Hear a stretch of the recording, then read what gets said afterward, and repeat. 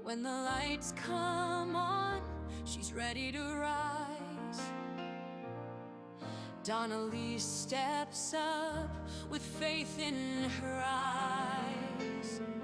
Puzzle pieces fitting, stars up in the sky. With every prayer and song, she'll make your spirit fly. She's got the voice that can heal the soul. Singing, gaming, she's on a roll. Star Wars battles to her prayerful light. Donnelly's shining through the night. Shine on, Donnelly's, you light up the way. Singing, praying, bringing hope today. From puzzles to the force, you're always on. Donnelly's, You're our shining song. In the game or the prayer, she's standing tall. With every step, she answers the call. Blessings in her heart, light in her soul. With Donnelly's,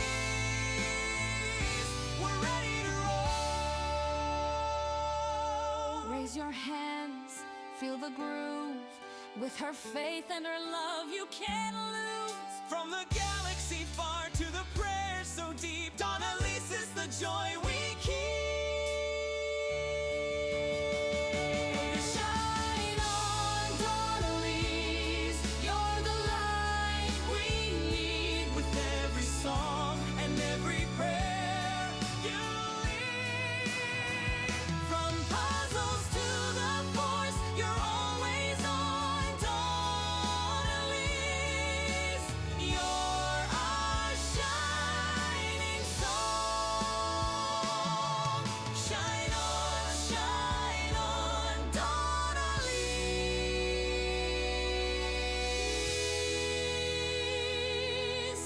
Shine on.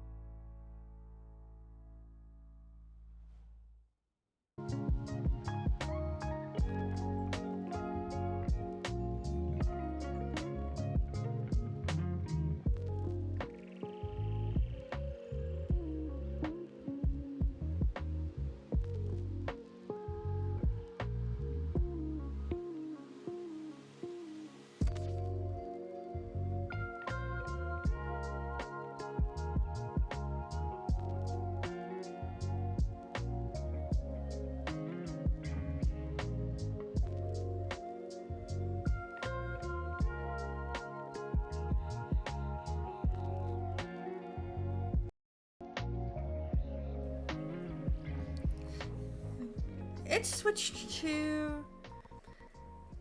switched to the default again. And I don't know why. Good morning, and happy Saturday! I'm glad that you're able to stop taking one of your blood pressure pills. I'm assuming that your doctor was the one who said, hey, you no longer need this? Because if so, that is super duper cool, and I'm glad that you're getting better at least. Your blood pressure is a little more under control, so that's good. Yeah, OBS does that. Maybe part of it is I haven't switched to the latest update. Maybe that's part of it. Who knows? Who knows? I would highly recommend talking to your doctor about that, Zach. I would highly recommend talking to your doctor about that. Make sure that that doesn't have any negative effects, because maybe all it needs is an adjustment as far as the dosage, not necessarily quitting cold turkey.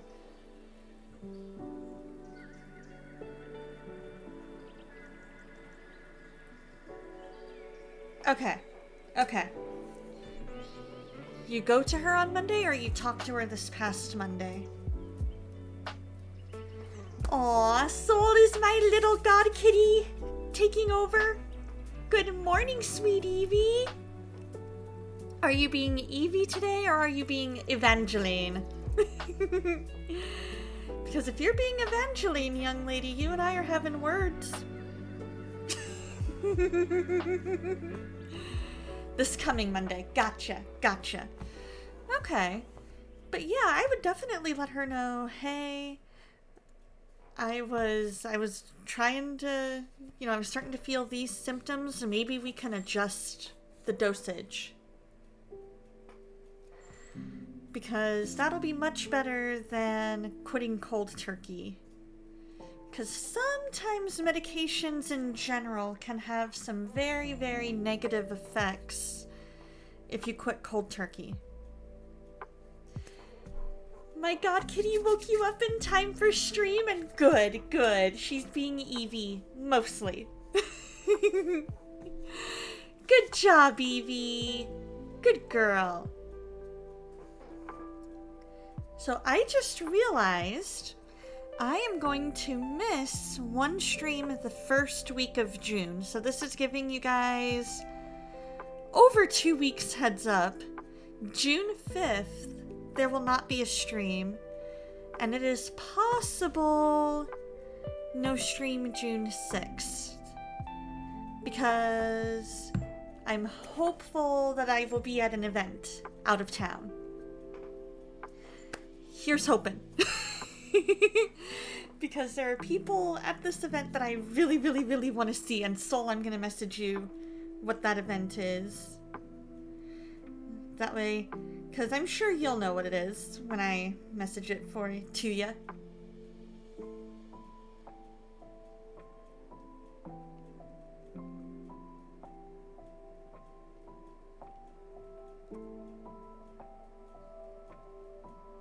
There we go. Yeah, the event moved a week. And so I was like, you know what? I might actually be able to make it this year, but I'm only able to make it one day of that event because that first week of June is Vacation Bible School. And I said that I would help out as a floater on that particular Friday. So that's why no stream that day. Or if there is a stream, it'll probably be late, like afternoon. So I'll keep you guys posted. Make sure to check out the Twitters and the Discord. Why I'm saying that in an accent, I have no idea. It just felt right. Oh my gosh, you guys. So the co-working event last night worked like a charm. There were only 3 of us who made it, which was fine. It actually ended up working in a way better that way. We found out that I will need to use my new iPad if I am streaming a timer, because apparently if I'm streaming the timer and doing my writing on a different window, it doesn't show the timer. It just shows a white screen with the title of the video for the timer. So, I thankfully had downloaded Google Docs, which I use for my writing, onto my new iPad. And so that ended up working out really, really well. So I was able to do that and type, because I got the magic keyboard or magic case. So that worked out super duper well. And then let's see, what else is there? Oh, yeah, so we decided we would set a goal for the session. So like some kind of small, manageable goal that you could meet in about an hour to an hour and a half. And found out the hard way that dialogue is where I'm struggling right now. And so trying to convey kind of the emotions that I want to convey in that particular scene There's some of the dialogue, especially near the end, that I really, really like, but some of it feels forced. And there's a lot that I want to do, and I'm in that chapter, and I'm just trying to figure out how to make that work. And so I set a bit too lofty of a goal in thinking that I could write a whole chapter in an hour, or at least a rough draft of one. But I got about probably a third of the way through, but there's definitely some editing to be done. Right? It was definitely ambitious to think I could write the rough draft of a whole chapter in an hour. That was a rather lofty goal. But it was good in that it kind of helped me gauge how long does a chapter actually take me to write. It had been so long since I'd even sat down to work on it. Yeah, well, somewhat. Like, I have a general idea of what I want to have that dialogue convey. It's more just how do I make that dialogue sound natural? And then where do I want to take the rest of the chapter? Because at first I thought, oh, it'll be a whole chapter of, the stepfather-to-be and stepdaughter-to-be and showing their kind of relationship. So the stepfather-to-be comes over for dinner, and the conversations around the dinner table kind of a thing. And I think what I want to try and convey, because in the previous chapter there's this whole conversation between mother and daughter about her bio dad. And a few days have passed between that conversation and the night the stepdad-to-be comes to dinner. And so clearly at this point, I'm trying to figure out, do I want to have her even mention her bio dad? Or does she kind of show acceptance? And I'm leaning more towards that conversation has brought her the closure that she needed, and she is going to more fully accept the stepdad-to-be. But I also want to show that they do have some rapport, I do want to show that, and I love some of the dialogue, especially with the stepdad. I feel like I have the stepdad's dialogue fairly nailed down. It's more the stepdaughter-to-be that I'm kind of ooh, I don't know how I feel about that dialogue. But after about an hour, we ended up kind of checking in, seeing what kind of progress we'd made, and most of us made really good progress. I think all of us did, because one of them had done some rearranging in her story to be okay, I feel like this flows better.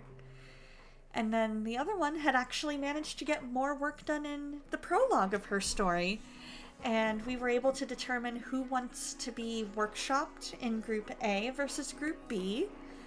And so that worked really, really well, I think, because we were able to do the check-in and kind of share a bit of what we had written. And then we decided, all right, who's going to do the workshop? And we decided that Group A would be me and DM, because we're both kind of more familiar with how this should look, and we didn't necessarily, I think both of us kind of felt like our stories were more in a place to be workshopped in Group A. Hey, Red Riot! How's it going? How's it going? And so the other person wanted to be in Group B, and she is more than willing to kind of take the lead and be the first one to go in Group B. And so we figured, that would be the best, because what we could do is we could make it where we kind of show how it's supposed to run, DM and I, because essentially workshops are more of a structured thing of what DM is already doing, just without necessarily the sharing aspect. It's more of you come prepared to have your work judged. Thank you.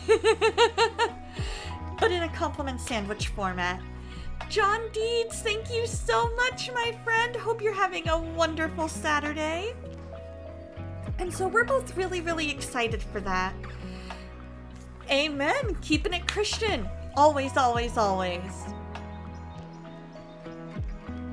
And so, both of us were kind of like, yeah, we can make that happen. Yeah, so DM has been approaching it more as an unstructured, more share night. Because there's a difference between a share night, which is kind of more informal and geared towards, let's just get you guys comfortable sharing, which is more what DM is going for in hers. Workshops are more structured. Typically, you have people read your story ahead of time and then come prepared with feedback. Whereas at a share night, any feedback is more spur of the moment based on what you're hearing after reading, and it's more geared towards, let's just get you to be comfortable public speaking and getting out of your comfort zone and sharing your work. Ooh, posted in Foodstuffs. Let's take a look. Ooh, Filipino, is that ube? Meringue, nice. I love purple. I think your wife did a fantastic job on that meringue, and I need it in my life.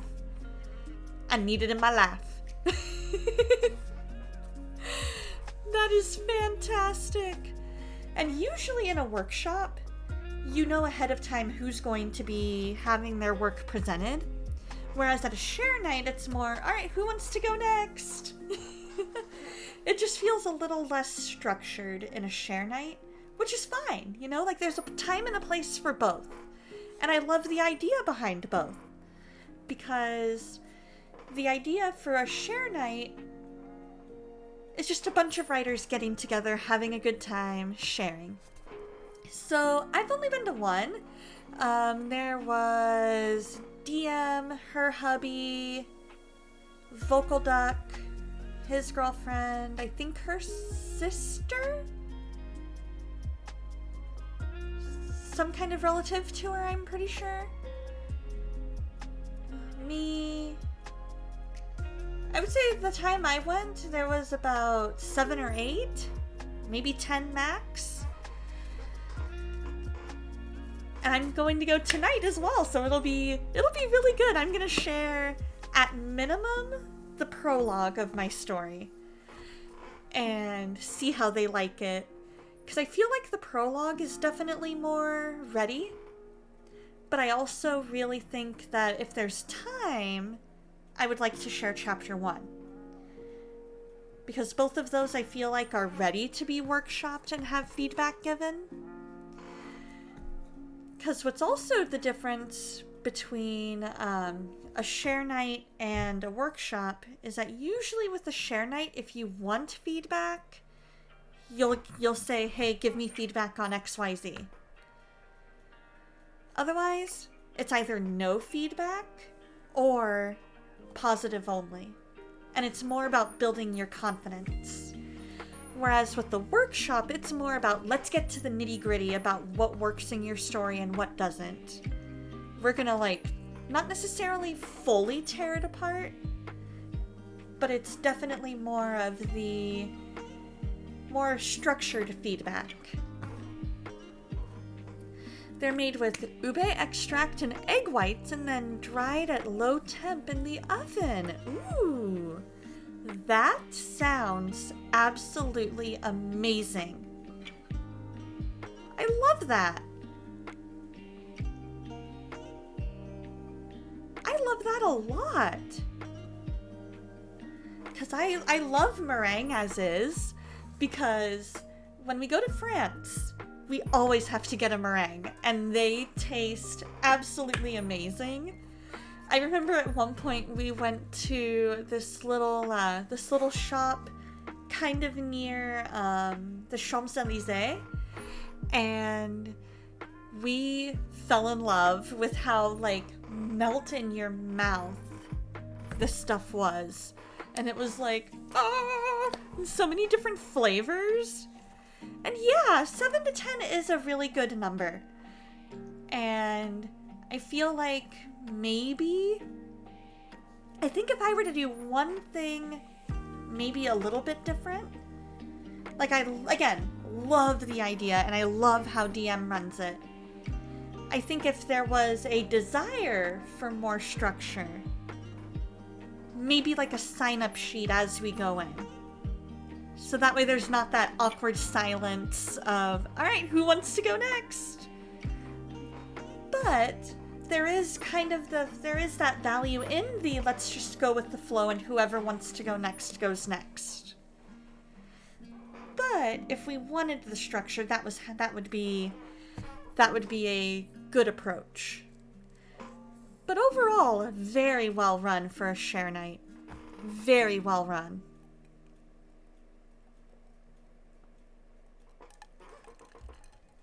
The last time I went, I shared my Quest for Camelot fanfiction, which is like my pride and joy. It is probably the best fanfic I think I've ever written. And for those who don't know, because I know I shared it with Soul, but for those who don't know, that particular fanfic is I took it from the approach of wondering what happened or what could have happened between finding out about a certain character's death and delivering the message to wife and daughter. Like, what were some of the emotions that King Arthur and his knights would have gone through on that voyage there? And so it's much heavier than I normally like to write. It's much more emotional. Yeah! Would you guys like to hear my Quest for Camelot fanfiction? Because I am more than happy to share that Quest for Camelot fanfiction. I am so down. Because again, pride and joy.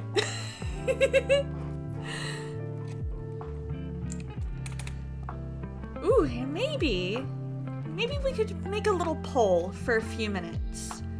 Make it a little...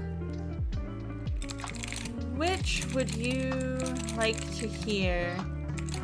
My original, if I can type, that would be great. Or Quest for Camelot fanfic. We'll let that go for about 3 minutes. Because I could easily get both up on the screen. That would be great. Let's see.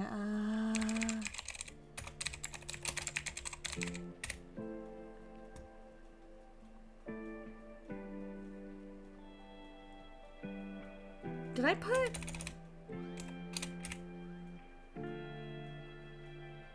Did I change my name to something other than that? Nope. Okay. Well, let's see.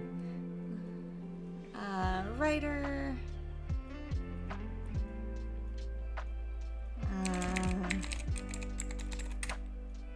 Nope, I didn't. It just didn't want to pop up in the Google search. There we go. So I have both of those up, whichever one you guys want to hear. Go ahead and vote in the poll. But yeah, it was a really, really good co-working night, I think.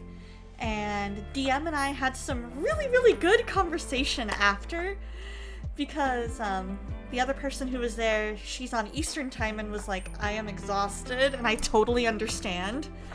So, because we ended by like 8:30, so by that point, it was nearly, or maybe it was like 7:30, because it was like 11:30 at night her time by the time, or like 10:30, 11 o'clock at night by the time we ended the whole like structured part, or at least semi-structured, because I wanted to take what I learned from the first co-working night, which was, it felt like we focused more on the sharing aspect than the co-work, like the writing. And I was like, all right, so let's make it a little more structured. We start in kind of, little warm up, getting, icebreakers, getting to know each other. After a few minutes of that, we'll set a goal for the session. We'll work for an hour to an hour and a half on our story, and then we'll check in. And at that point, we're going to set a goal for the month and see what we feel like we need to have done by either next co-working or by the time your story is workshopped.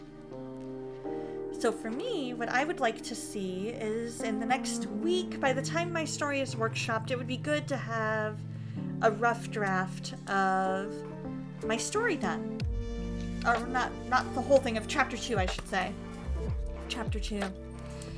And that way they can workshop chapters 1, or prologue through chapter 2. Oh no! The poll ended! Maybe I need to make it longer.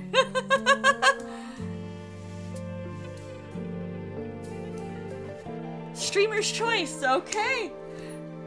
We'll do my Quest for Camelot fanfic.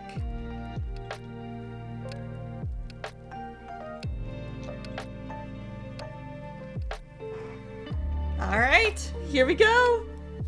I'm gonna turn the music down in my ear because it's distracting a little bit while reading. So, again, disclaimer, I do not own Quest for Camelot. Some of the dialogue that I went with is word for word from the movie and belongs to Warner Brothers and the original scriptwriters.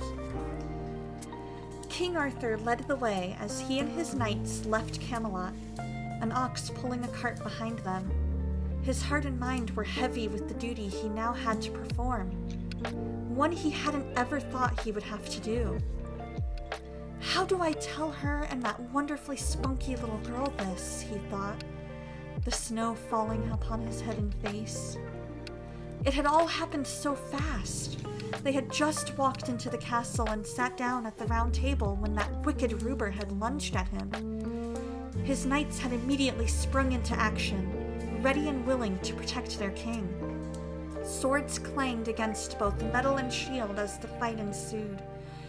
Bodies flew in every direction as Ruber pushed his way past. He ran towards Arthur, who, on instinct, drew Excalibur from behind him. With one final clang as Ruber's mace met Excalibur, Ruber flew backwards. "One day that sword will be in my hands," he bellowed, "and all will be mine." Ruber rushed out of the room, locking the door behind him with a wooden plank. Spears flew towards the door and ended up stuck in the wood, missing their target by a mile. At first, everything seemed okay. Now that it was over, Arthur took a deep breath, willing his heart to stop beating so fast. He took stock of himself and knew he wasn't injured. Then he noticed the fallen body of one of his knights next to the table. His body was sprawled out, one leg bent at the knee and the other straight in front of him. His sword and shield had flown behind him, and his blue eyes were closed. "No," Arthur whispered. Slowly, the other knights noticed this and gathered around the light brown-haired man, some kneeling and trying to wake him up. In his heart, from the moment he saw the man, Arthur knew he would never wake again. The knight had made the ultimate sacrifice for his country and his king. He knelt down next to the man and put a hand on his shoulder. tears welling up in his eyes. "My best friend, you saved my life. Rest well, for you have earned it. I'll look after them. I promise," he thought, removing his hand from the fallen knight's shoulder and standing up. At that moment, servants who heard the commotion opened the door and saw what had happened. Arthur quickly assured them and the other soldiers that he was fine. "Go get Merlin," he ordered. Moments later, Merlin came in and declared what they already knew. The knight was dead and there was nothing they could do. From what Merlin could determine, he must have hit his head very hard on the concrete when Gruber had fought him off. Arthur quickly made arrangements for the ox and cart, sending one of the knights to make sure everything was done quickly. He didn't want the knight's family to have to wait any longer than necessary.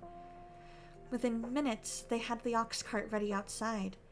As gently as possible, the knights surrounded their fallen comrade and picked him up. Arthur picked up the shield and led the way through the halls of the castle, the weight of the moment not lost on him.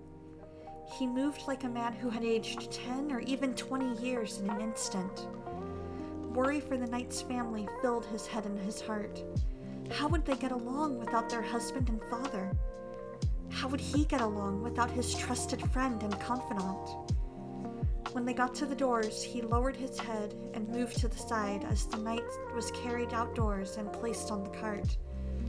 Once he was secured, Arthur quietly stepped forward and placed the shield atop his friend and confidant. No one else in Camelot seemed to have noticed the procession yet, as they were just going about their business. Little by little, they finally turned, and Arthur heard a few gasps and murmurs as the people tried to guess which knight they had lost. The knights returned, horses in hand, and one walked up to Arthur. "Your horse, Your Majesty," he said sadly, holding the reins out to him. "Thank you," Arthur replied as he took hold of the reins, his voice almost a whisper. Another deep breath, and Arthur turned to face his knights. "Mount up," he said. The knights could hear the hint of sadness in their king's voice despite his attempts to cover it up. No one dared bring it up for fear of not only the king, but them as well, losing it as they thought of the loss they'd just had. All mounted up and began the procession. The gates closed behind them as the last of them passed through. And that brought them to this moment, the snow swirling around them. Arthur thinking over the last few hours, wondering how things had gone so wrong so quickly. The miles had seemed to stretch on forever, and he began to wonder if they'd ever make it to their destination, or if somehow God had made it where this trip would never end. That at least would spare the family the pain of hearing of the death of their beloved husband and father. After what felt like decades, he could finally see the house. Through the snow, he could just make out the little girl's purple outfit and her horse. Her mother stood on the porch next to her. As they got closer, he could just make out her voice. "Mother, listen!" she said. "Father!" The words were like a dagger in his heart. How was he going to do this? He prayed to God for strength, not only for himself, but for this little girl and her mother. As the little girl ran up towards them, he couldn't bring himself to make eye contact with her. Neither could many of his knights. She looked, smile on her face between the 2 rows of knights, hoping to see her father. One knight looked her right in the eye for all of a second before sadly turning his face away. She must have laid eyes on the ox cart because the next sound he heard was her gasp and a barely audible, "No." The caravan approached the house and dismounted, one knight staying near the ox cart. Slowly, Arthur walked up to the woman standing in front of the house. She wore a yellow dress and was holding a broom in order to sweep off the falling snow. As he approached, she searched his face for any sign of what news he bore. His heart beat quickly, and he couldn't keep the tears from forming. They were cold against his cheeks. "Your Majesty?" the woman asked. He took a deep breath before answering. "Juliana, I'm afraid I have some very bad news." "No," Juliana said, her hand flying to her mouth. The little girl rushed up to her mother, and he could see the tears in her eyes as well. "What happened?" Juliana asked after a moment. He told her to come with him and follow him to the stone grave that was already made, ready for such a moment. The knights had already begun to carry the body towards it, leaving the shield on the ox cart. As they put the body in the grave, one knight brought Arthur the shield. The weight heavy in his hands, he turned towards Juliana. "Your husband died saving my life," he said, handing her the shield, "and saving Camelot. Lady Juliana, the gates of Camelot will always be open to you." He looked at the little girl, her hair brown like her mother and father's, as she wiped a tear. "Lord, give me strength," he prayed. Closing his eyes in an attempt to both remember his friend and stop the tears, he continued, "Sir Lionel was my most trusted knight, and also my dear, dear friend. We will always remember how he bravely upheld the ideals of Camelot." He reached for Excalibur and raised it in a salute to the fallen Sir Lionel, tip pointing towards his grave. The other knights quickly followed suit. Lionel's brave little girl, Kaylee, he remembered, walked up to the grave, her fingers tracing the 3 intersecting circles at the point of the grave, the symbol for Camelot. The emotion became too strong for her, and she ran to her small pony. Her cries were one he would not forget. Juliana wiped the tears from her face and looked towards her daughter, trying to be strong. He knew she felt torn between being respectful to the king and comforting her daughter. He returned Excalibur to its sheath and turned towards his best friend's grave, his hand gently resting on the Camelot symbol. "Goodbye, Lionel. I never got to thank you for saving my life, but I hope you know how thankful I am. My dear friend, I will miss you," he whispered. He released the breath he didn't know he'd been holding and turned towards the knights. With a quick gesture from Arthur, the knights turned their horses around, and Arthur made his way to his horse. Once he was mounted, he bid Juliana and Kaylee goodbye. With the promise that Lionel would never be forgotten, he urged his horse forward. With a final turn, he saw Juliana hugging her daughter, and hoped that they knew he had meant what he had said. His heart broke for them and for himself. With the snow still falling, which somehow still felt appropriate given the circumstances, Arthur and his knights made the long trek back to Camelot, knowing that they would forever be short one knight of the Round Table. And that is my Pride and Joy fanfiction. I called it The Grief of the Round Table. Again, much heavier than I thought that I would ever write. But in a scene like that, it has to be heavy. It has to convey all those different emotions of grief. So, would love to hear your guys' thoughts. Scooting that over so I can clear that. In addition, you guys, we are at about that time where it is prayer time, so feel free to start typing in those prayer requests. Right? Like, seriously, that is some of my best writing, and I don't know why. Maybe it's because of how much I love Quest for Camelot. Like, that is such a good movie, and it's so nostalgic for me.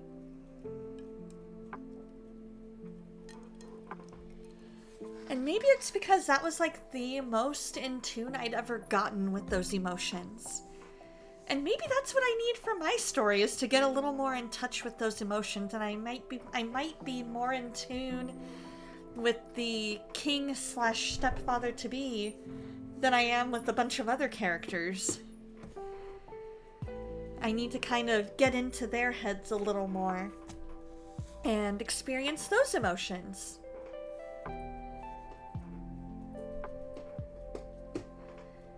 So what do you guys have planned today while you're typing in those prayer requests? Today we're going to be going back into the valley. we're gonna go back into Dreamlight Valley and keep the Disney theme going. It is going to be such a fun thing. Emotionally resonant, and I don't even think you have to be very familiar with the movie to appreciate it, right? I remember when I brought up that it was a Quest for Camelot fanfiction, both DM and one other person at the share night were like, oh, that is such a good movie! But yet everybody loved it because of how emotionally resonant it is. And again, you know, you don't have to necessarily be super familiar with the story, because I feel like because I included some of the scene beforehand to kind of set the scene, I feel like that kind of gives you enough of an image that you don't necessarily have to have seen the full thing in order to appreciate it. You know, like you start to get, oh, yeah, they literally just saw their best friend and fellow knight die before their eyes. And here's who the villain is, you know? So, exactly, I tried to give all the context that was necessary to understand. And so while if you've seen the movie, it's easier to connect with it, because you know what the characters look like, you know kind of their story. Giving that context kind of helps anybody who hasn't seen the story. The server had 100 gigs of DDR4 and he sold it for only 200? Dude, that is a smoking deal, West! Like, dude! Given how expensive RAM is, dude, you got that server for a steal! 100 gigs of DDR4 for $200.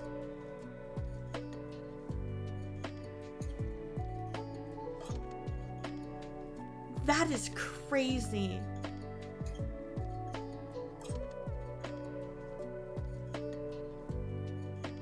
That is fantastic. Do you have it all set up? Is it, or did you literally just get it?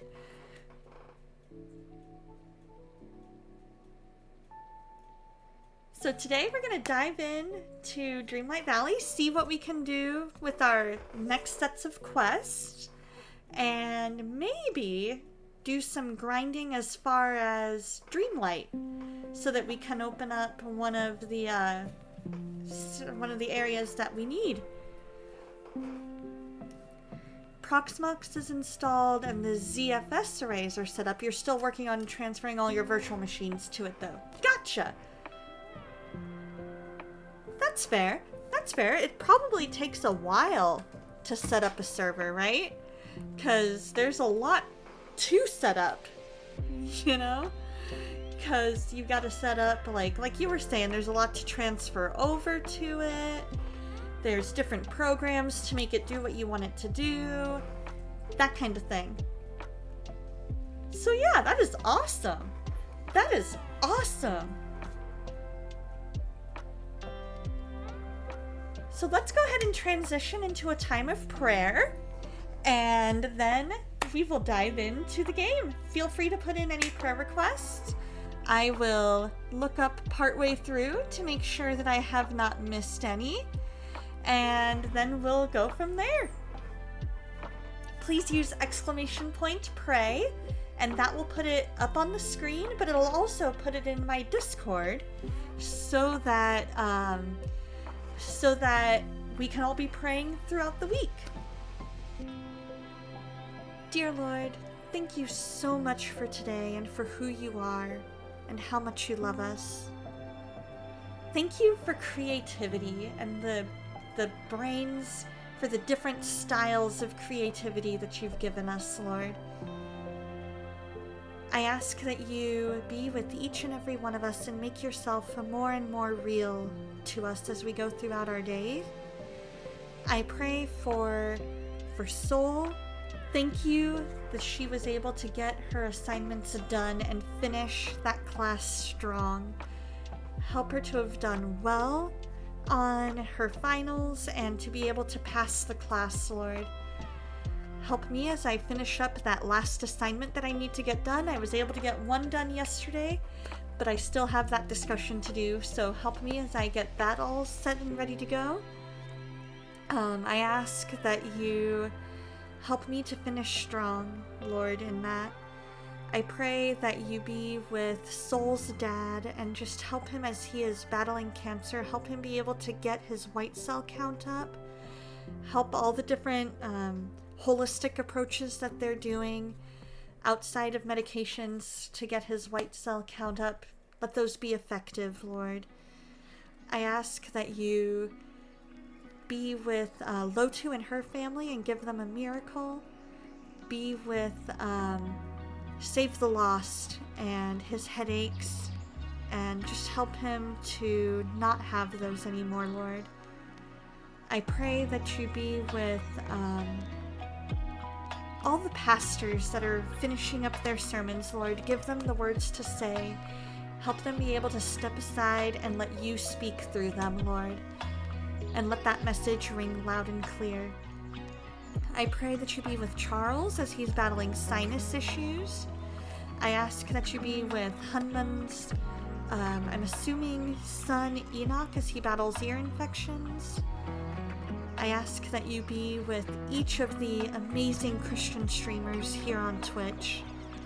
Help us to heed your guidance, Lord. Help us to be able to just hear your voice clearer and to be that light in a dark place. I ask that you be with those who need your guidance on next steps, Lord. Catherine Naomi comes to mind. I ask that you be with her and just guide and direct her steps, Lord. I ask that you be with Bearded Beowulf, Pastor Dustin, Catherine Naomi, Save the Lost, his little kitty, Lady Foes, Adaphos, be with Kishu and Shopkeep, Just a Little Spark, and JB. Help all of us to just be able to follow you, Lord, follow you closer, and make your will for our life abundantly clear. I ask, Lord, that you be with anybody who is struggling physically, whether illness or injury. I ask that you just touch and heal, Lord. I ask that anybody who's struggling mentally, that you be with them, Lord. Be with anybody who is interviewing for jobs, Lord, in this job market. I ask that you open doors to the job that you have for them, Lord. Be with each and every one of us and let us have a wonderful time of fellowship today. And in your name I pray. Amen.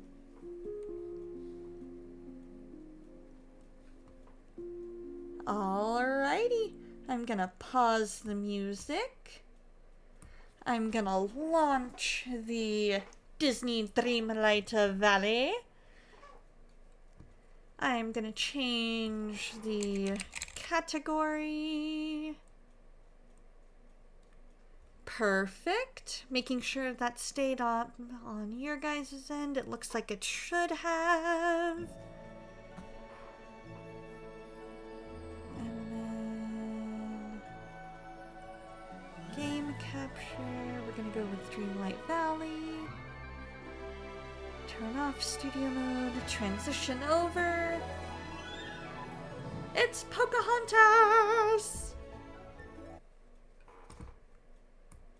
And she's saying Wingapo.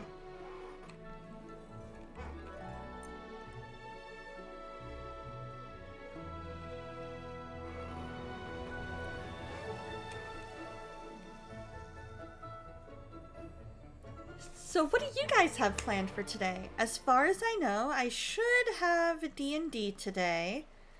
And I should have, and then I'll be going to the share night over at DM's house. So that'll be fun. Let's check our mail. Oh, that's right! The graduation party in Phoenix! That's right! Are you so excited for that?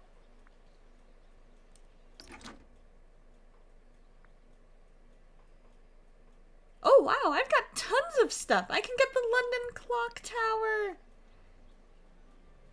I want that. I want that so bad. So bad! One of your cousin's kids graduated from college and another from high school. That is fantastic! Right? I can definitely see that. The corgi! I want the corgi!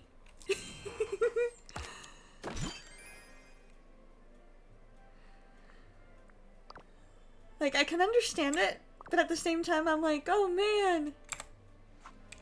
Like, it's so cool, and yet I also understand it being one of those things that might make you feel old at the same time. Let's see, map. Forgotten Lands. Alright, so I planted it in the Glade of Trust, because that was down here. Let's go tend to it.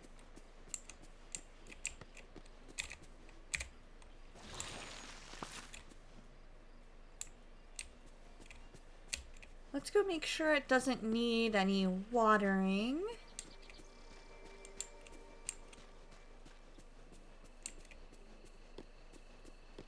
Because we planted it, like, right there, I think is where it is. That looks right.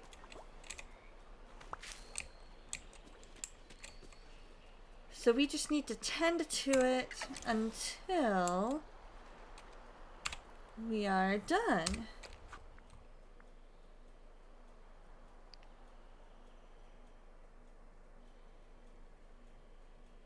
$10 pieces of furniture in Frosted Heights? Oh man.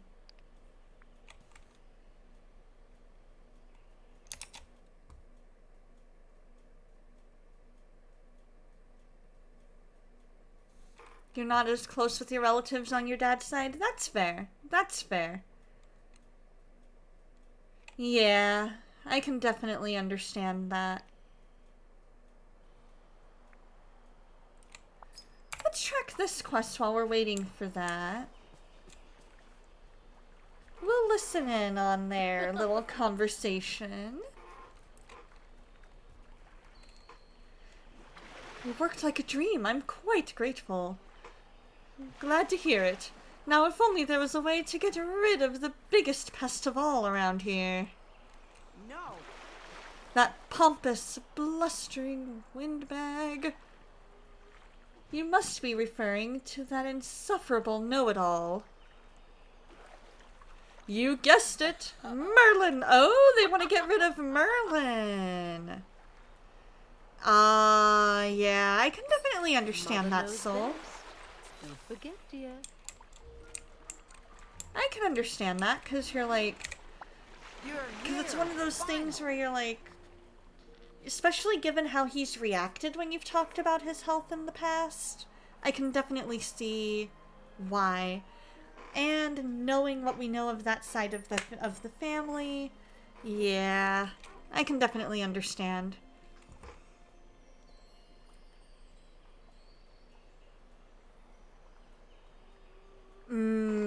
Yeah.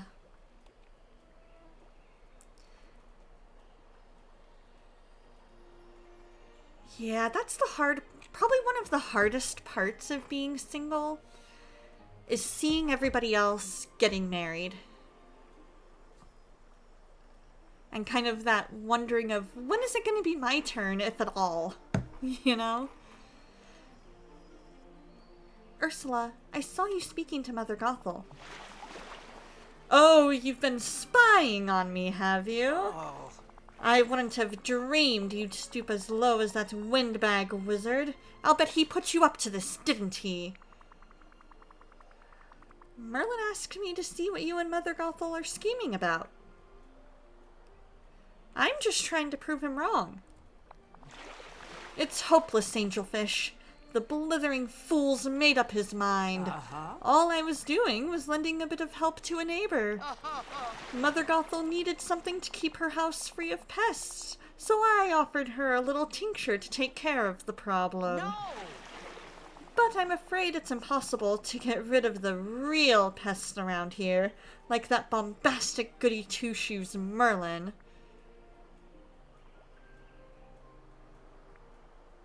So you and Mother Gothel are friends? Friends? Well, I suppose I don't find her company all that terrible. So yes, you might say we are. No!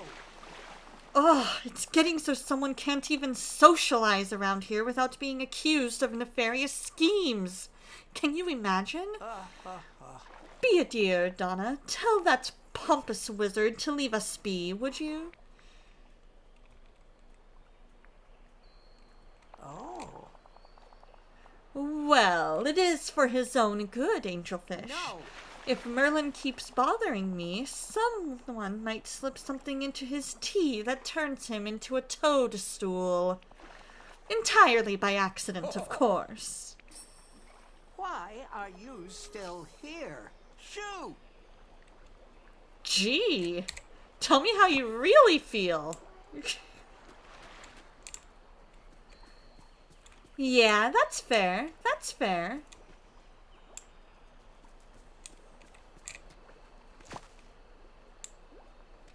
It can be a lot to kind of have to deal with all your dad's health stuff and them talking about that and then being reminded of certain statuses in life that we wish we could have.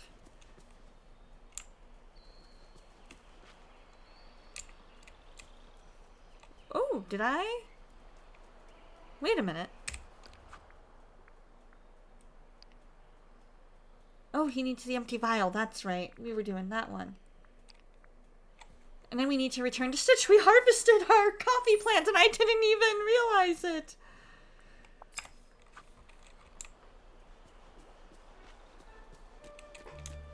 Okay, so let's go find Stitch. Give him his coffee plant.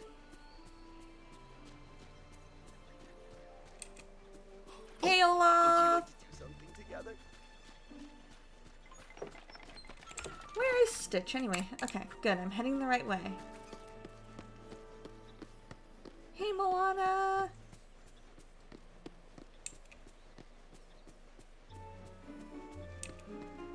Where you going, Stitch? Come talk to me. Akatiki Baba! Coffee beans! How would you like me to make your coffee, Stitch? With a little bit of milk? I don't know. Before forgetting, Remy made Stitch coffee. I guess I should go talk to Remy. We can tell him he can add coffee back to his menu. Good morning. Ads in just a minute.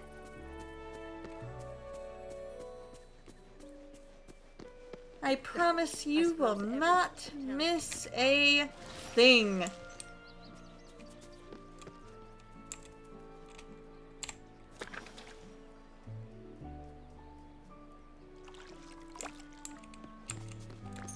I'll take that dream shard.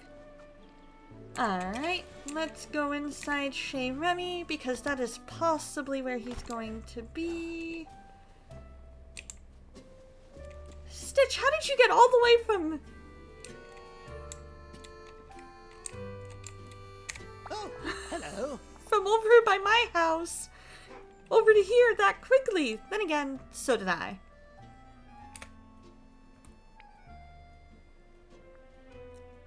Complete secrets and schemes. Well, Donna, have you uncovered what Ursula and Mother Gothel are scheming about? Those ingredients and vials they're trading, they must be potions. But for what? Ursula told me it was just something to get rid of pests in the giant willow. Delightful. Ha! I find that most unlikely. She and Mother Gothel, they just seem to be friends. Friends? Balderdash, I don't buy it for a second. Ursula doesn't have friends, just people she can use. Alright, gonna go to BRB and start that word game. And I'll see you when we get back from ads.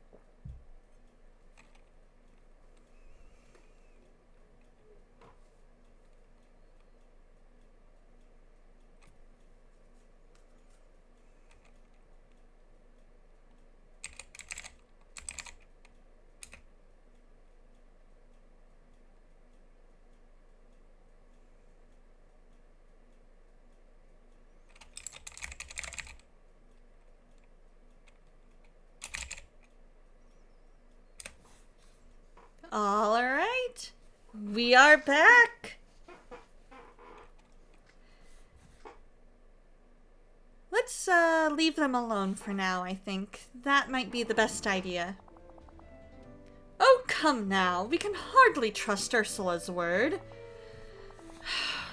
But in the absence of proof, if you insist that there's no scheming going on, I'll leave them be for now.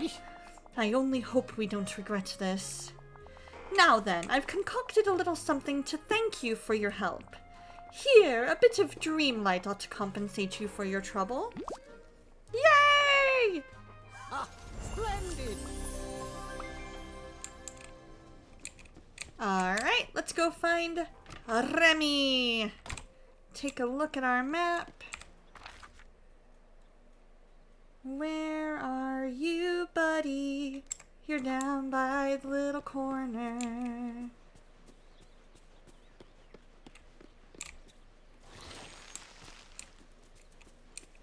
There he is. Hey, Remy. Can I talk to you? Absolutely, I wanted to talk to you as is. Let's give you some coffee beans. Bonjour. Hey, Donna, what have you got there?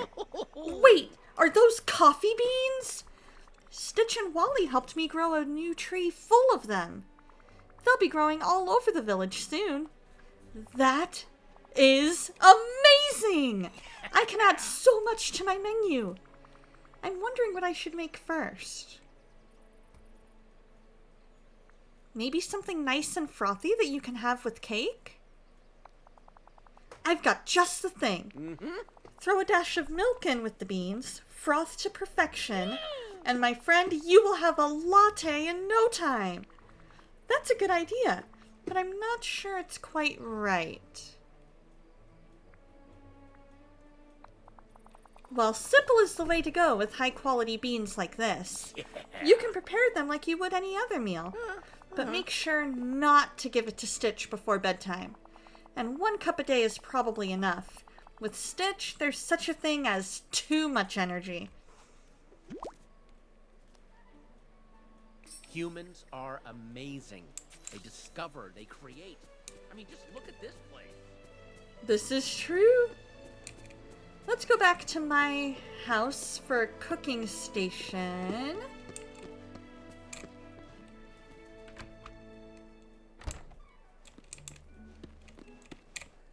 Let's use it.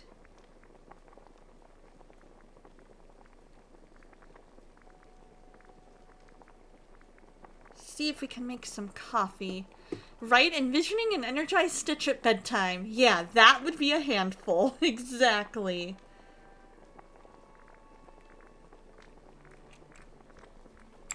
Let's see. Do I even... Oh, I do. Okay. Let's start cooking! I made a new recipe!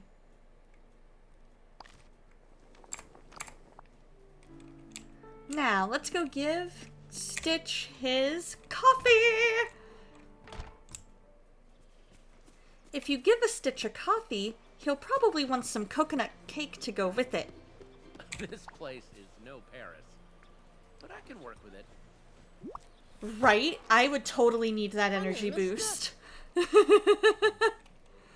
I would be like, I need to be like as bouncing off the walls as he is to be able to handle him full of energy at bedtime. Coffee! It's freshly brewed. Stitch drink it all. Uh-oh. Dakida! Stitch. Not sleeper! Phew, that's good. Now you can use all that energy to help the village. Yes, goodness level very high when help the village. Stitch used energy to help Wally with gardening. I don't even sound like Stitch. I'm not even gonna try anymore. Stitch used energy to help Wally with gardening right now. Dugaba, Akashuta. Good morning.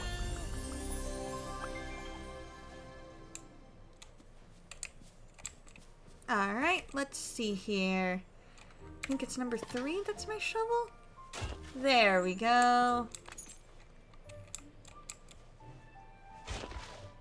Perfection.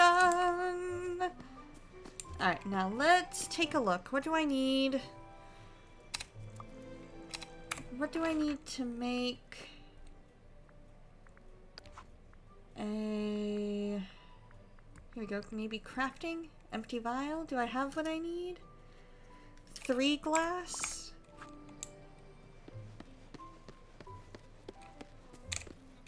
Do I have what I need for that?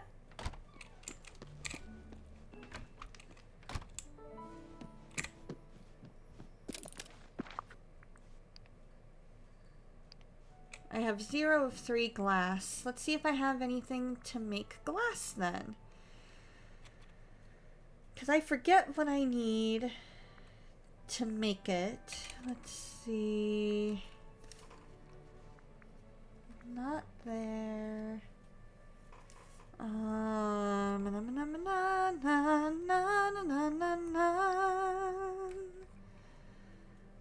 I don't need to make flower pots, I just need some glass.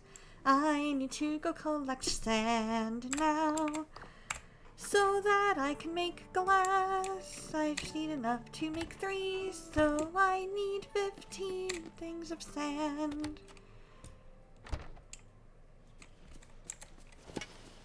Hi-ho, off to the beach we go. Doodle-doo-doo-doo, doodle-doo-doo-doo. Hi-ho, hi-ho, hi-ho, hi-ho, hi-ho. Off to the beach we go. Doodle-doo-doo-doo, doodle-doo-doo-doo.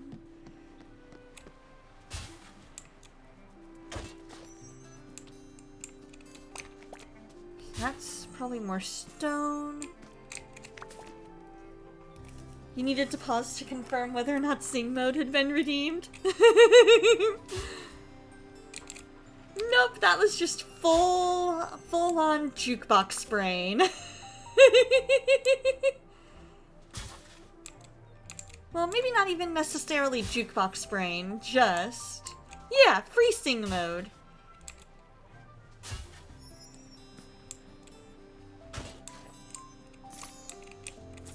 Alright, let's see. How many do we have? 9? Okay. Which means I just need, I think, 1 more thing? 1 more thing of sand? Let's see. Nope, so it's 2 per. Okay, so I need then... next, so I need 2 more.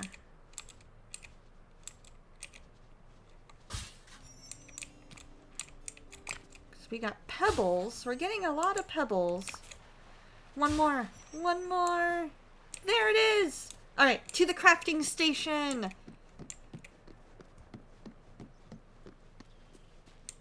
Then we'll be able to make the empty vial. We'll be able to go back to the beast. Hello, And give sweetie. all of that to him.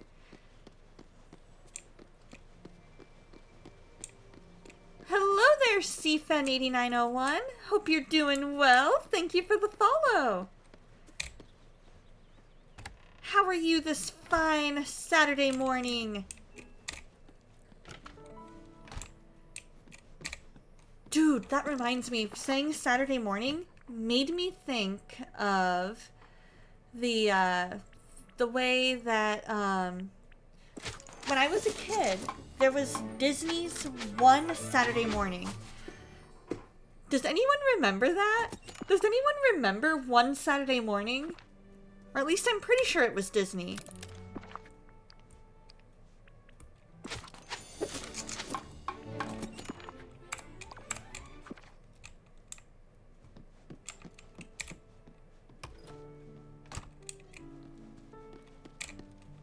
Maybe it wasn't even Disney. Maybe that was Nick?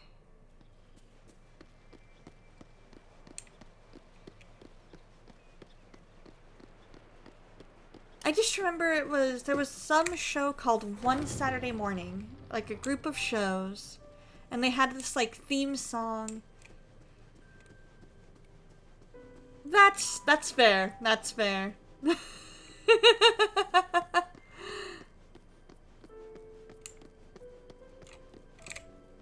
Oh, I forgot to craft the book kit.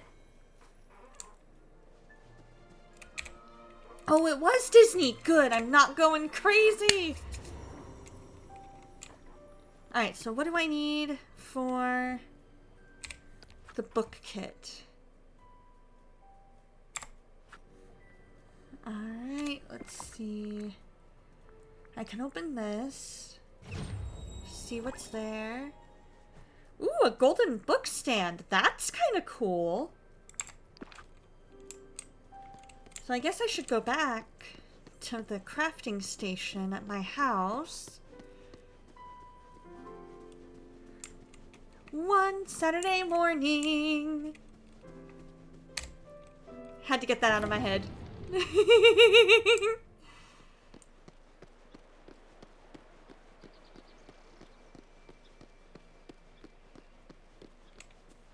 There we go.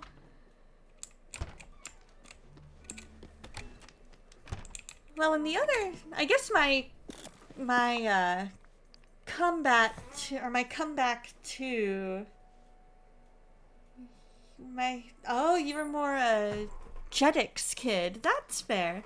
Yeah, because that's exactly where I was gonna go. If you were more a fan of a different channel, then that would mean that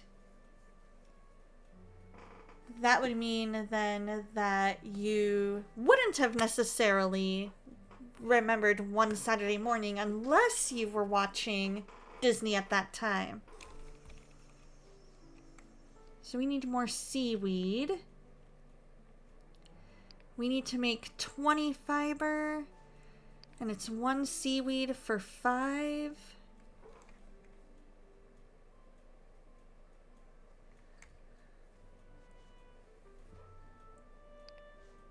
Which means I would need... That's true, also what time of day and what day, yeah. Oh, Jetix was also Disney? Because I'm not sure I remember Jetix. Like, I think I do, but I don't think I necessarily watched Disney all the time at that time of day. So I need 7, which means I'll need 2 seaweed. Okay. Congratulations, guys! We're learning math while playing a video game because we need to figure out how much to make the amount of fiber that we need. There you are. So we're reminding ourselves of basic math and basic math skills.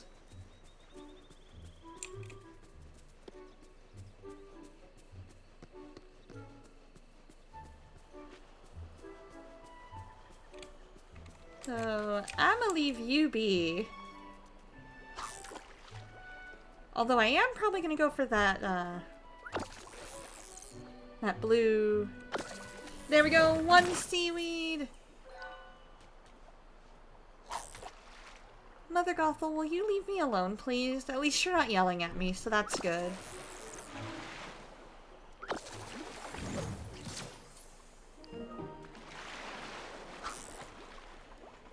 I love how both of the villains are cheering for me for getting seaweed and fish. They're like, yay! This person that the person we hate probably sent to spy on us. Caught a fish! Beauty here is Jetix had a lot of the anime adjacent stuff. No, almost. So it's no wonder that she gravitated to it, yeah.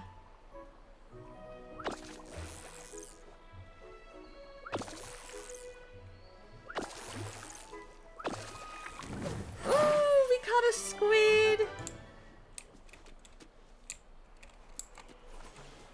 Alright, let's go craft our fiber and then craft our... I've got a new po' boy recipe you just have to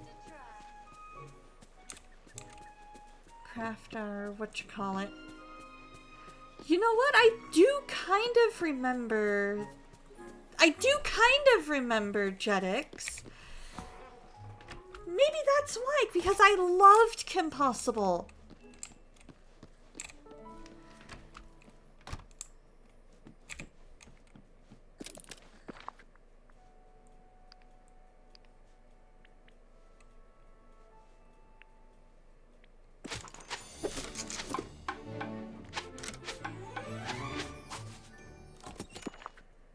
And then we'll make the book kit.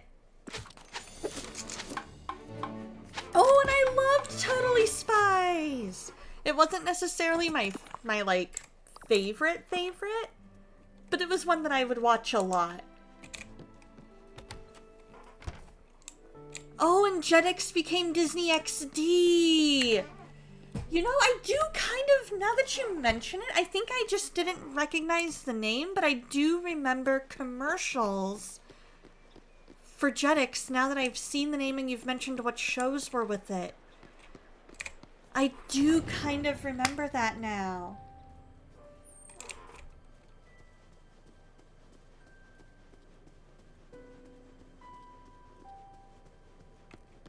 That is so cool!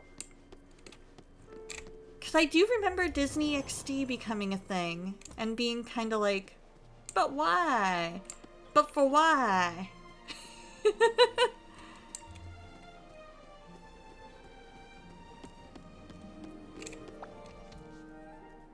Let's give him the bookcase.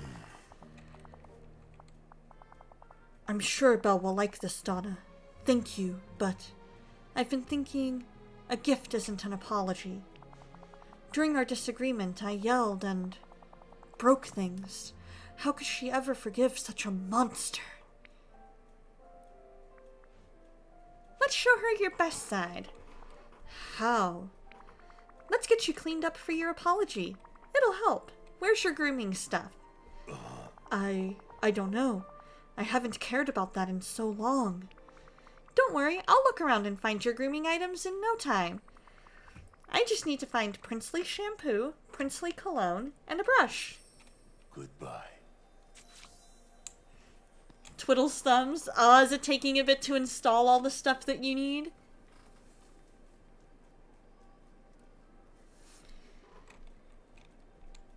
Not sure how all that stuff works. You were just really into Digimon and mildly bitter when there was a time zone change, right? Being in Arizona, that definitely is a thing. Restoring virtual machines is all awaiting. That is totally valid.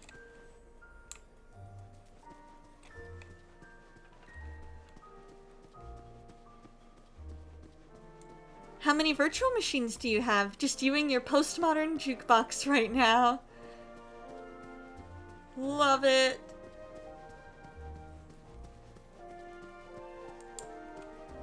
let's see. If I were the Beast, where would I put all of my grooming, all my like shampoo and everything?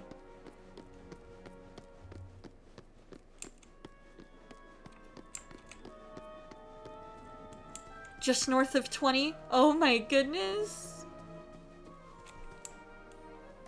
What do your virtual machines typically, what are they typically doing? Are they more like a sandbox? Are they letting you test out different operating systems?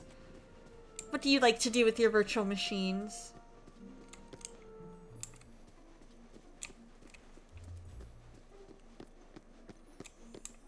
All I'm seeing right now is pages of a book.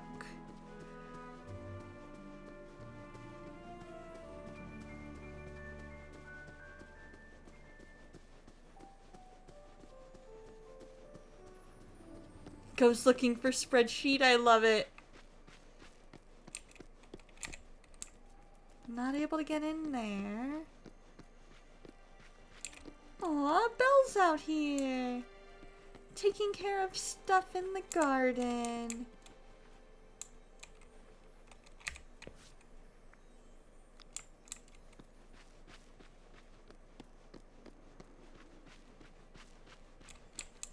There's this more of the story.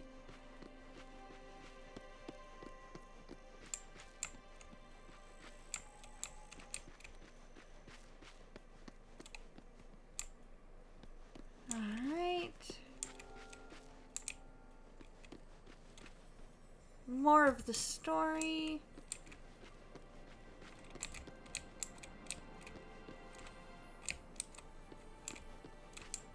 Nothing in here.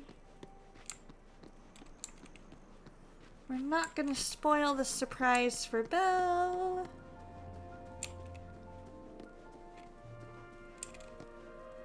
Game servers, you think you have a password vault somewhere, a virtual machine that's just for downloading movies. I love it!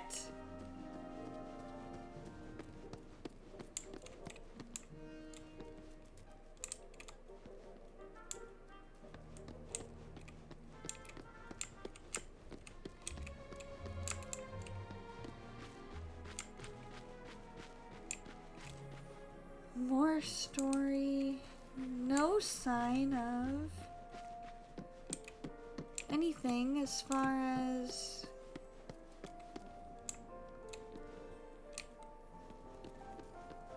there's one. Sorry, Beast. We found the cologne. There's the shampoo. And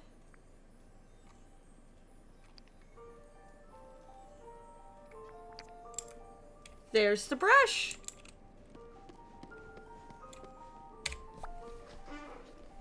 Let's go ahead and give him all of his things.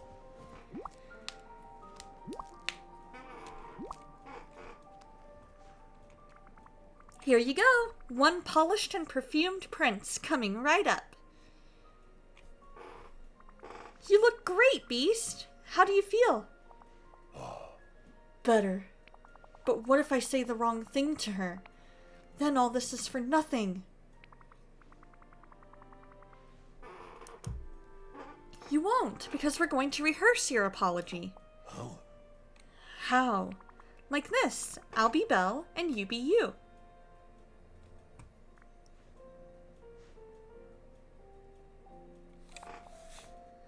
Aw, thank you, General Buddy Bear. I appreciate that. Hope you're doing well. I'm curious, how did you find the stream? And we're so happy you're here. Love seeing a first-time chatter. But, you were the one who broke the rules. You were looking at the painting. Deep breath. Try not to get defensive, okay? Yeah, we can give that a try. We can give that a try. Looking at some silly scenarios. Oh, well, I'm glad that looking for friendly streamers brought you my way. Means I'm doing something right. You're right. Can we start again? Okay. It's me, Belle. What did you want to talk about? Belle, I was very angry when I saw you staring at the painting, but I shouldn't have frightened you or lost my temper. I'm sorry.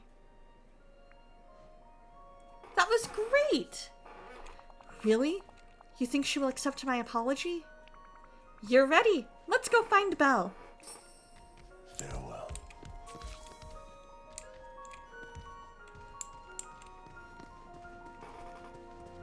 Let's go follow him out to the garden. And he'll talk to Belle.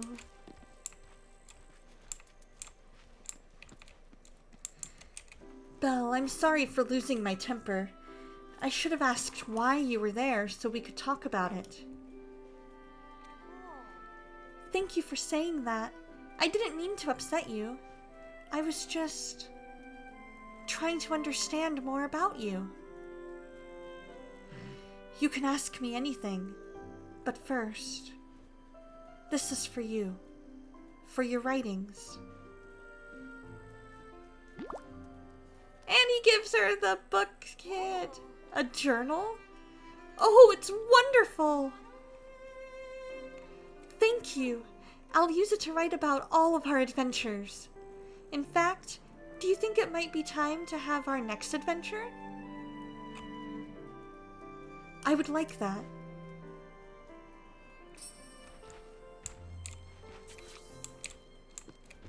Let's talk to Belle! Donna, the Beast just gave me the nicest apology and a wonderful journal for my writing. You've done so much for us already, but I have one more favor to ask you. Anything, just name it. You mentioned that we might visit your village. It sounds like a marvelous adventure the Beast and I could have together. Would there be a place for us to stay while we're there? Of course, I can make sure of that. It'll just take me a little time. Thank you. Please come back soon. I can't wait to visit such a fascinating place. Hello, sweetie. Thank you so much for the follow.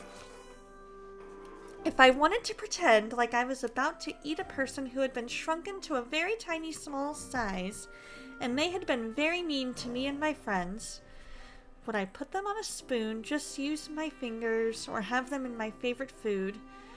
And what would you say to them as I did this to scare them?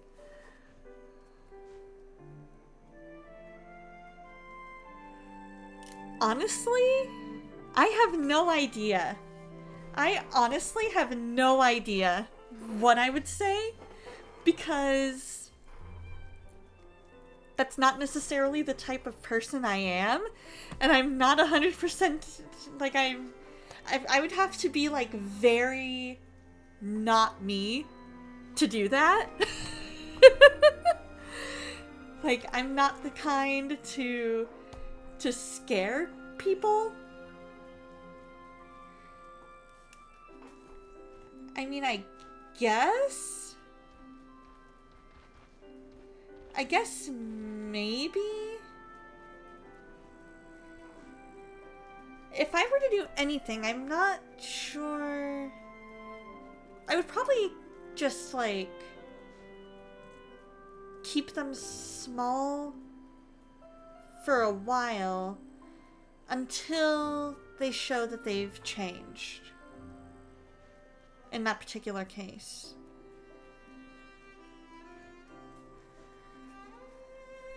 Like in this particular scenario, if they were already small,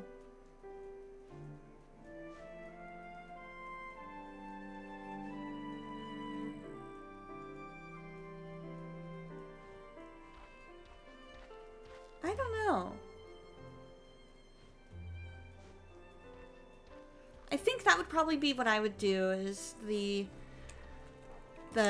keep them, you know, somewhere where they can't necessarily harm anybody with their words anymore.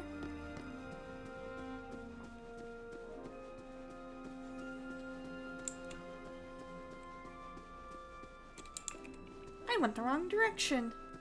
I need to go a new direction. How ironic that I've been watching Glee again lately.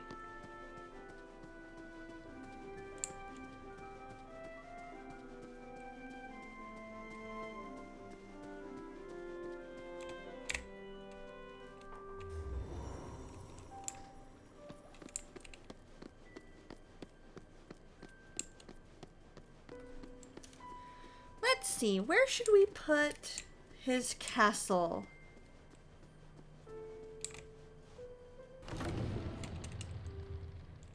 What part of the map should we put his castle in?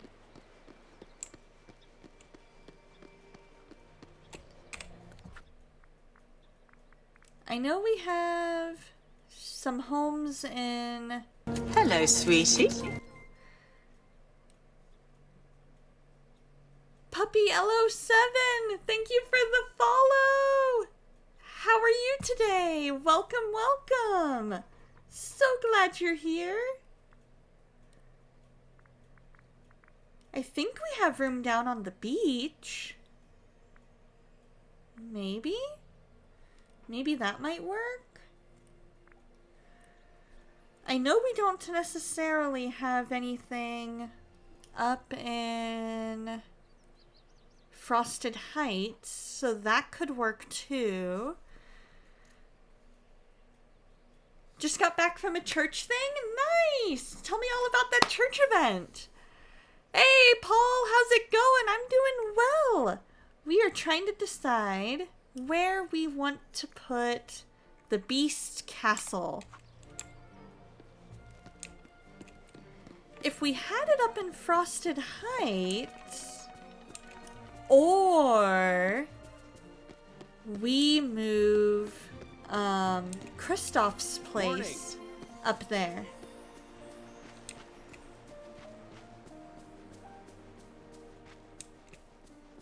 That might actually work.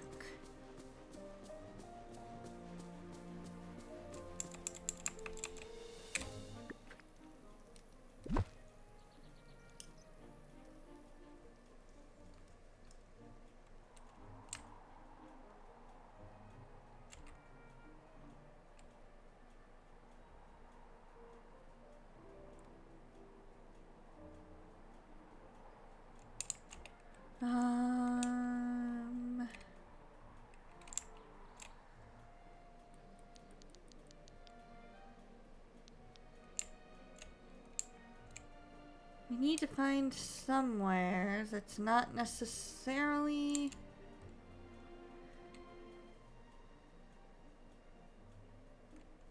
covered by trees.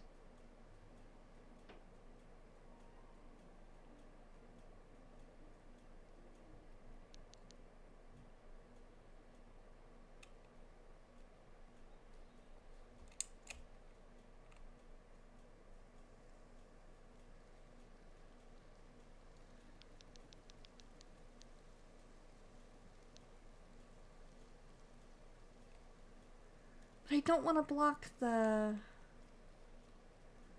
I don't want to block the way to the... So maybe the answer then is we go clear some room up here. If we can, anyway.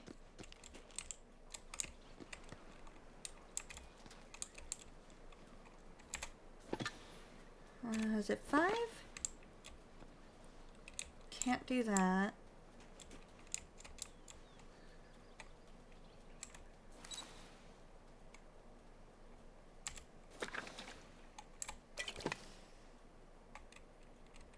Do I even have any kind of an axe? Yeah, I do. More a pickaxe than an axe. So you officially got prayed in as a member. Apparently you're big enough to have split yourselves into 2 gatherings. Loki fell asleep during worship. Now you have your dogs with you, and they want to be with your parents and your visitor. But you said you'd take the dogs in your room to keep them from jumping all over everyone. I love that. I absolutely love that.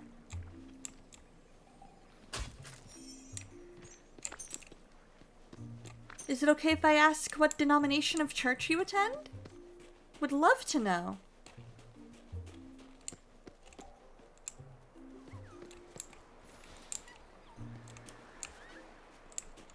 Huh.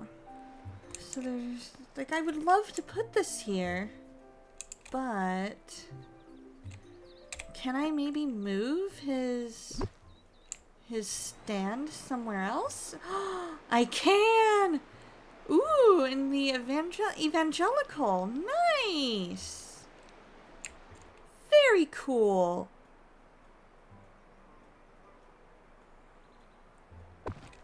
So we'll put that there. And then we can come down here. We can grab Kristoff's. I am Southern Baptist.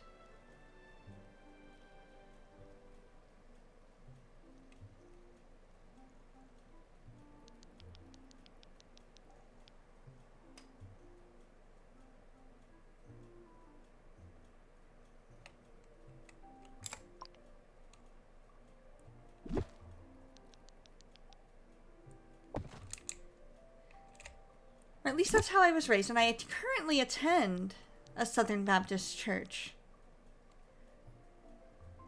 And I think, and a lot of it, I agree with.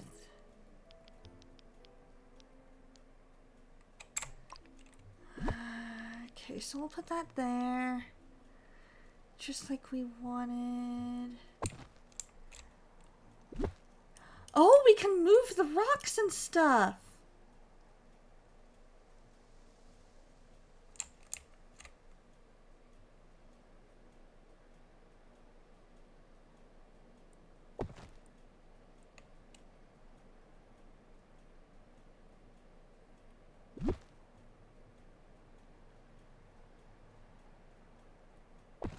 Okay, so now let's see.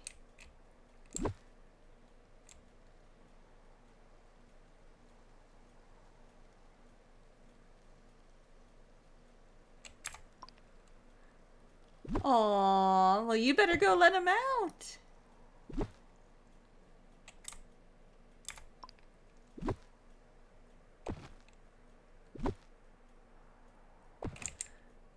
Let's do that. Sorry, guys, I'm attempting to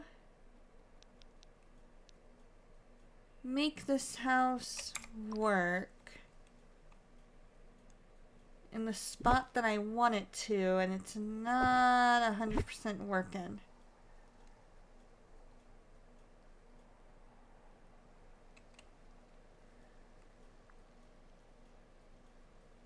Ooh, we can remove?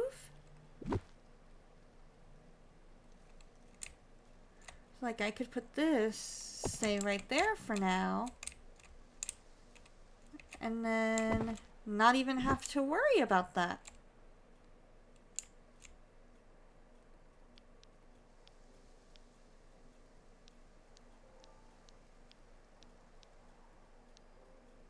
Okay, so there's the front door.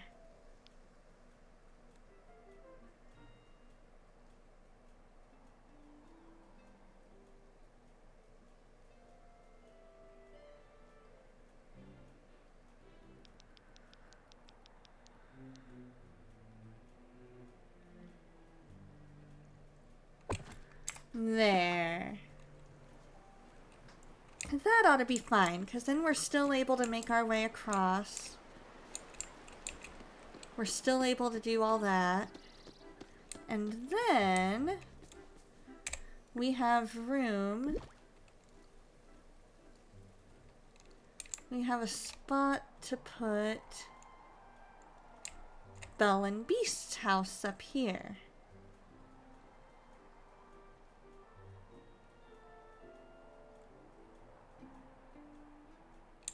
Let's see. No, I don't want to put it by a bridge.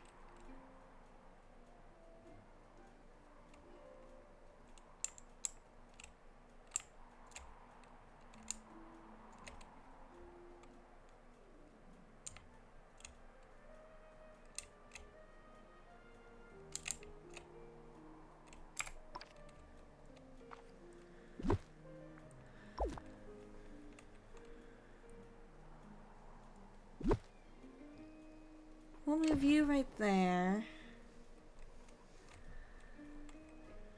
If I move maybe some Nightthorn there.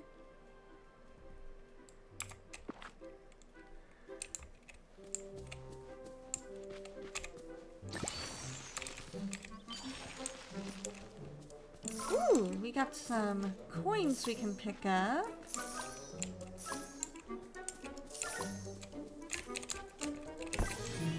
Hey, we got them all, so I get a chest.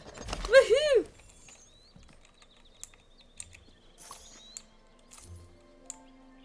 I can't remove that.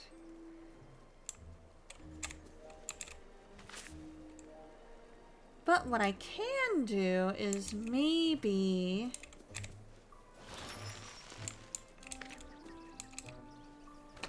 move some of these trees around.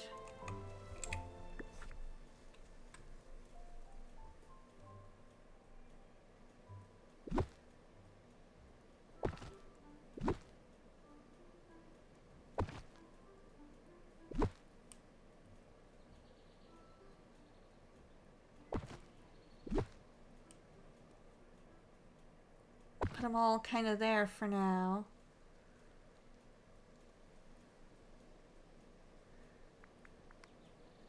And then we see if that...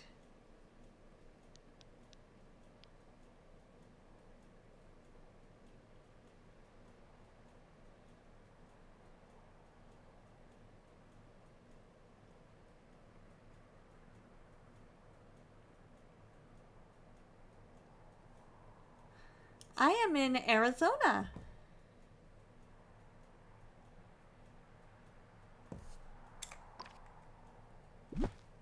How about you?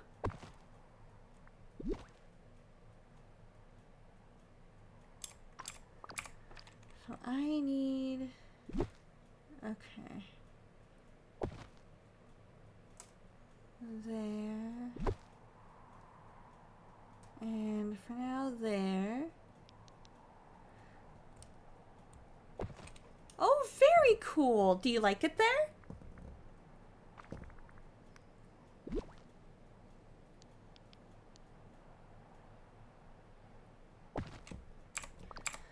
For now, we'll put that there.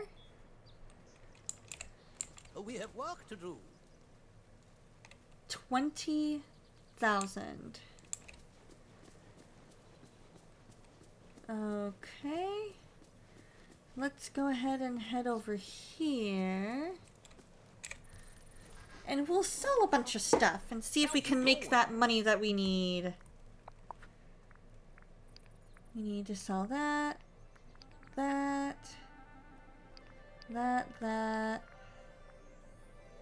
Maybe that.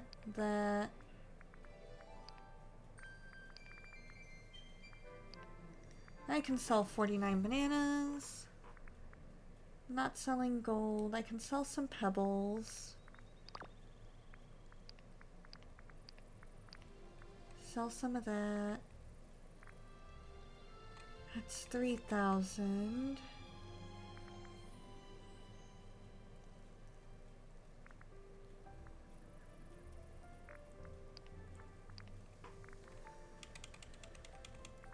I need a few thousand more.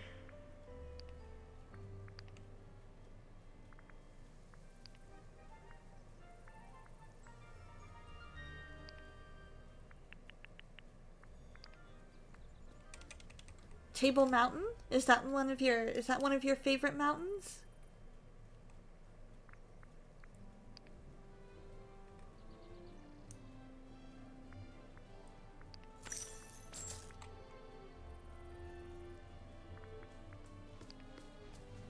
A moment, if you would. They sell for need your help. 36. Oh, That is true, I could. And then I could also grab a bunch of night thorns here. Get some blueberries and strawberries and sell those. Kind of relieved there are so many nice people here.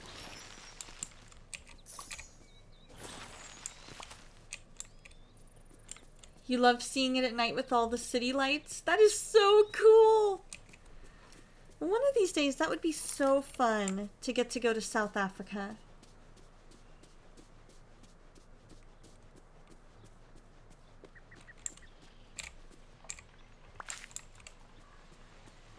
Because I've never been there before.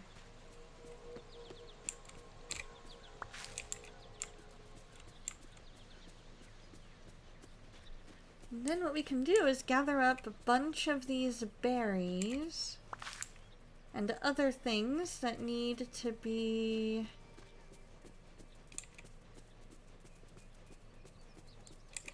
kind of need to be taken care of and harvested.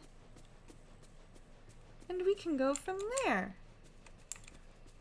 I should go in January. The weather's warm from November to March. Makes sense, makes sense. Ooh, a memory! Yeah, here it is so warm the majority of the year.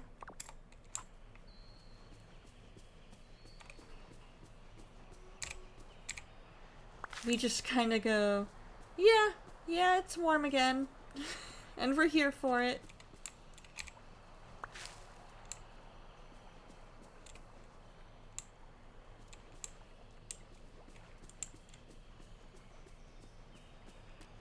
Let's see, where is that coffee beans thing that I had planted? I guess it just left.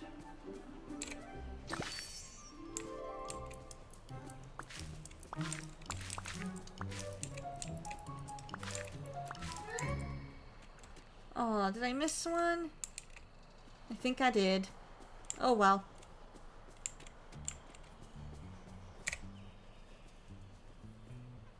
hi there, pal. That is true. That is true. The mountains do help make up for it.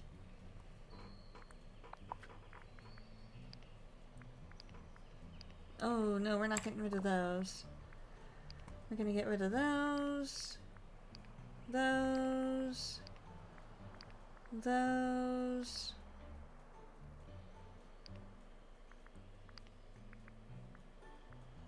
I'm not giving away purified night shard. Alright, so we just need a couple hundred more.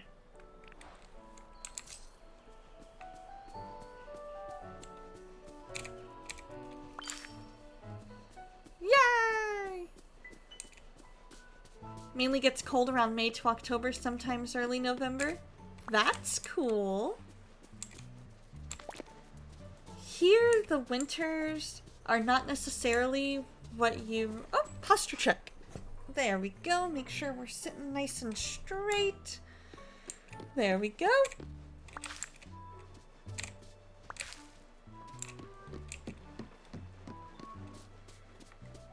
And even though it's cold, it definitely is not as cold as what it might be elsewhere.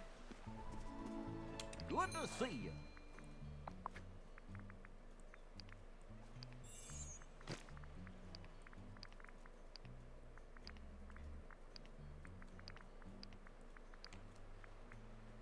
Alright, so we can sell that. And then let's buy... So we only need 20,000. So if we buy 5 of those... And 5 of those... And we say never mind. Then we head back. Coldest it gets around here is 15 Celsius. Okay, gotcha. Gotcha. It gets to be in the 30s Fahrenheit here, typically in winter.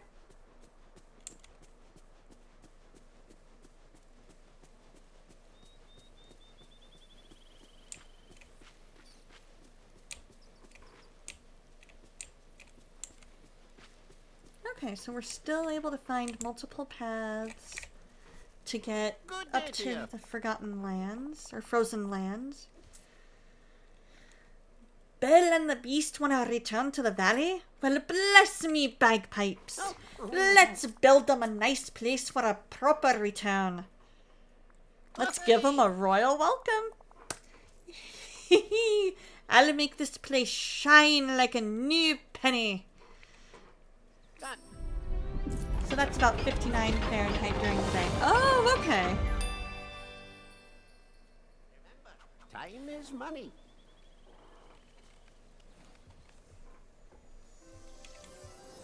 That makes sense. Because I was trying to remember, like, all the different calculations in my brain was going. That doesn't quite sound like... Because if 32 is 0, like 0 Fahrenheit... There we go! I like that!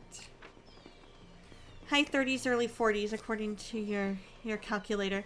That's true, it can get much colder than that in the mountains, but yeah, still mild compared to places that can get really, really cold.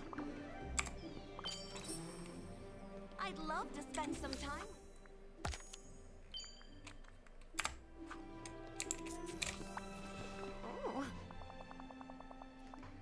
Oh, it's all starting to come back to me. Merlin's library, the wonderful food at Chez Remy, our friends and adventures. I'm so glad your memories are coming back, Belle.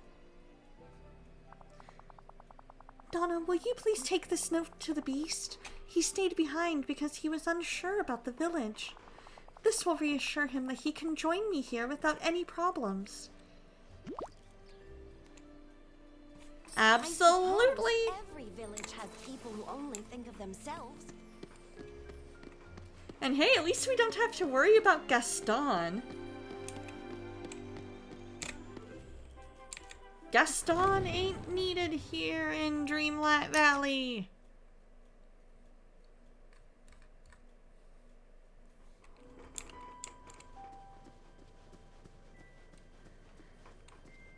So who should we try to unlock next? I'm kind of thinking Mulan. Oh, hello.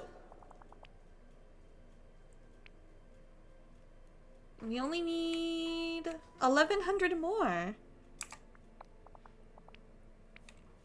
Well, run along now. You occasionally see snow in some parts of the region and obviously on the mountains. When we see snow on the mountains, we know it's really cold. Yeah.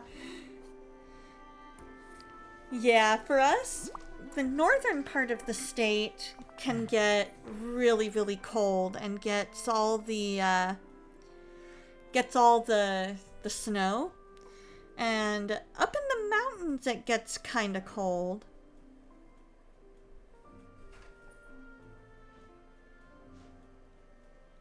Definitely a lot colder than it does, you know, down in the more deserty part.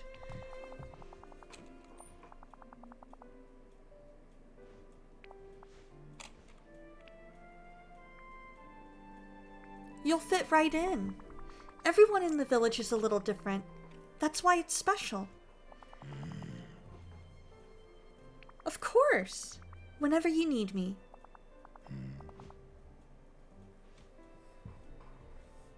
Definitely more desert, but there are some mountains nearby that we could escape to if we needed. Goodbye.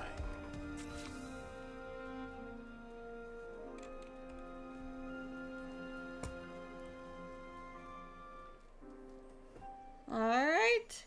We're welcoming the Beast!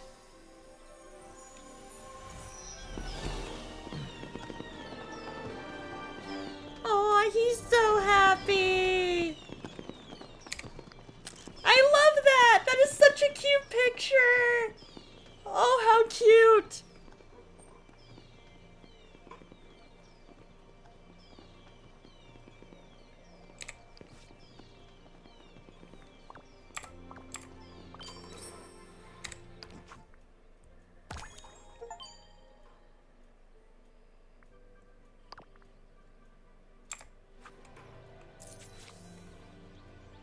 So I guess we'll talk to the beast. I do remember this place, but it seems different. The forgetting changed a lot, but I know in time you'll feel okay here again. Thank you, Donna. I must find Belle. I will never forget what you've done for us. Well done.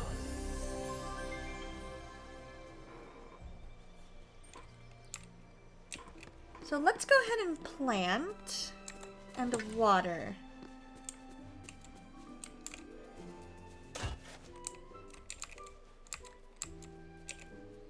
Come on, little buddy, get out of my way.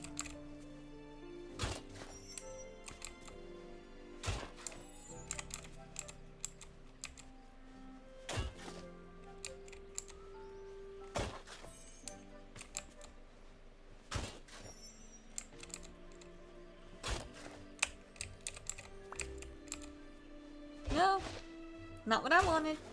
There we go.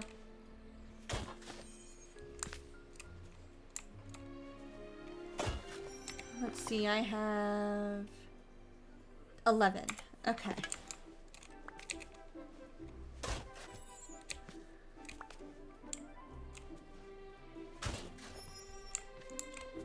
Parfaitement. Let's go ahead and plant some seeds. I am Moana of Motunui.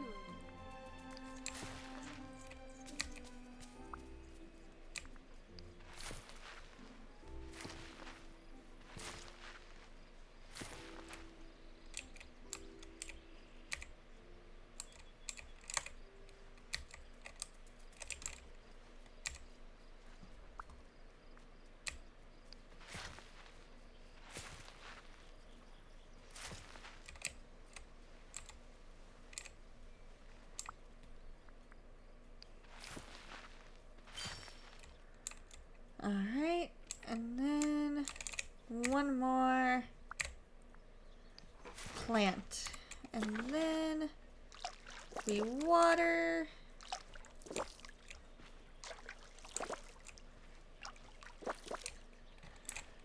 I love how every day here is. I'm so glad we get to talk.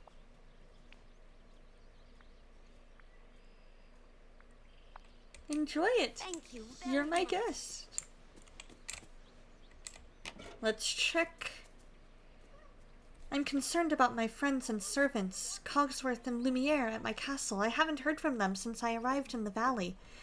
Could you ensure or visit the castle and ensure they're well? My thanks. We can make that happen. Ooh, the haunting of the Beast Castle. Alright guys, we have a minute before the ad break. So I'm going to go ahead and let you guys have some fun with a Bible word game. So, going to go into BRB. I've got the word game ready to go. Find some words and see how you do.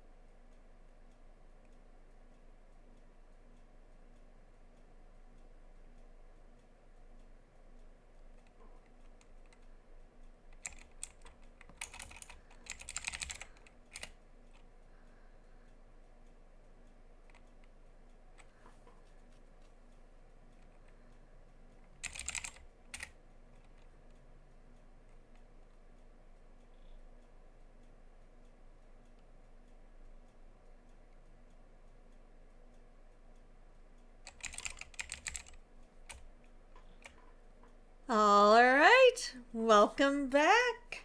I'm gonna let the word game end. It'll go away in just a minute. Don't know why it moved all that way. You guys will see me in just a second. There we go. Alright, we have...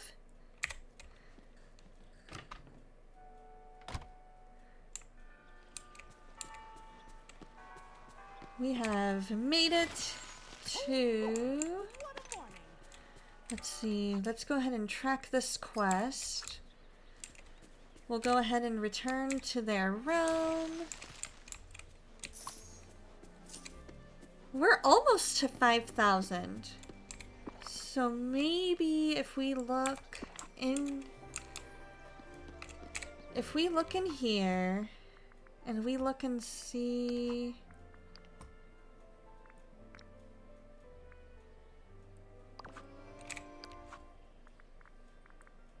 what we might need to do to get just like another 500.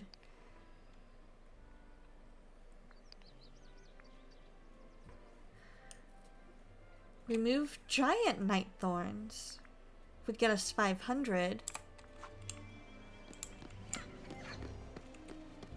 I'm not sure how to tell the difference between regular night thorns and giant night thorns, but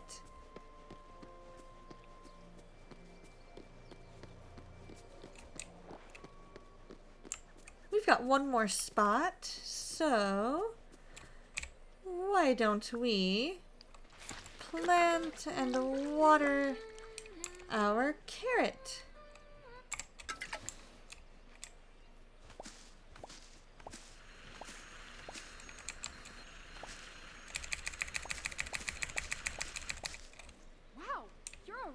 Leader for this valley. There we go. Let's see, have I? Aw, not 5.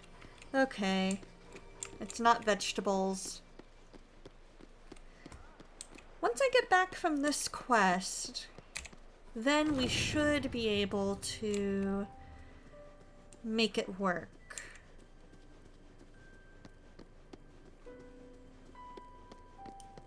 We're close. We're close. We just need another few hundred to get to Mulan's. Then we're gonna have to really make sure that we grind some of those tasks as far as what's gonna get us some Dreamlight to unlock more characters. The house is haunted!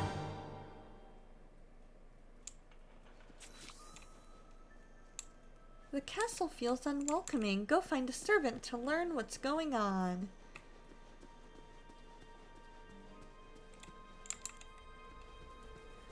I think he was in a... like in that room in the West Wing? There we go. Hey, Lumiere! Oh? Who's there? This dim light is playing tricks on me. Do you need some help? A visitor, thank goodness. It's no use making introductions in such shadowy circumstances. Could you lend me a hand to improve the surroundings? Kitty, how's it going? Here's your hydration.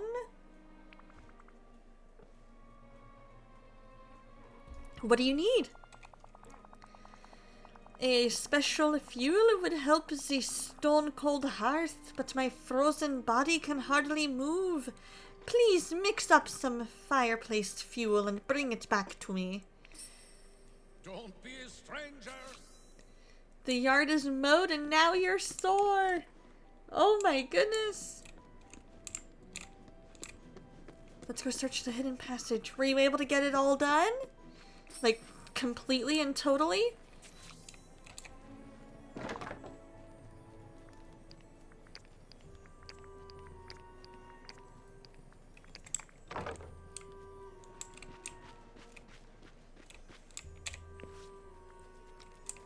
Okay, so that's the story. It's not necessarily...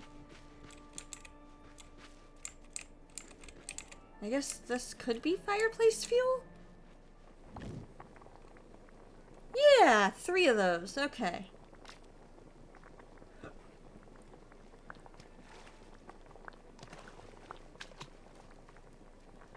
And start. Fireplace fuel!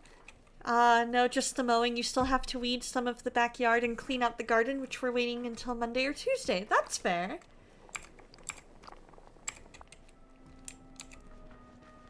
Let's take it over to Lumiere.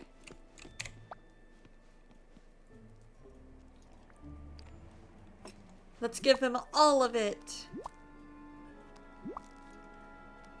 Some extra sticks. Welcome.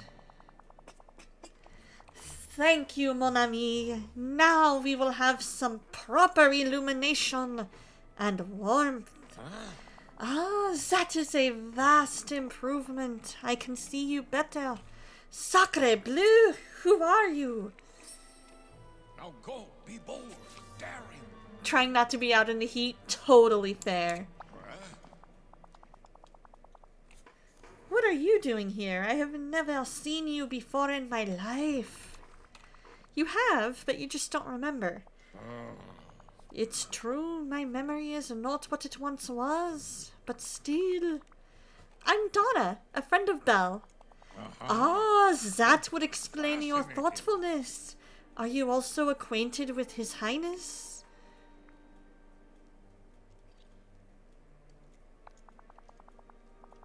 I would never call him that, but yes, that is who I mean.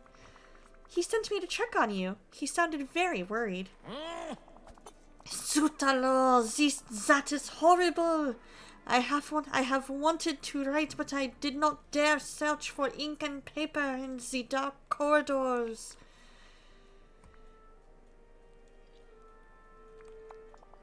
Just what you can see, or more precisely, cannot see.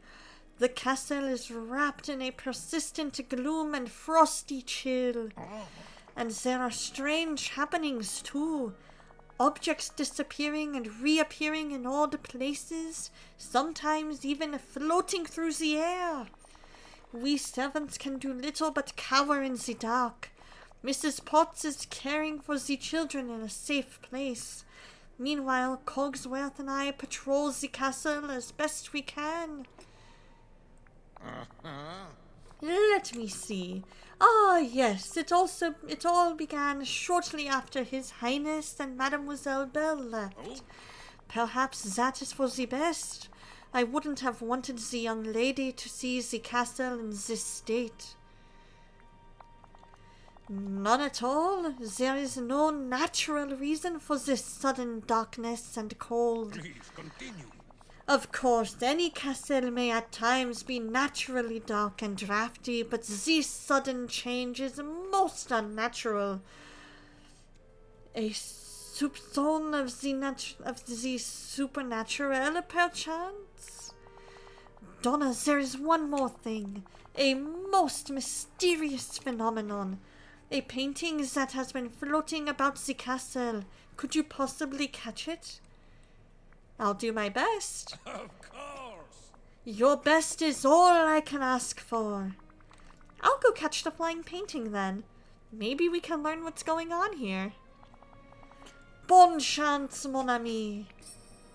Au revoir.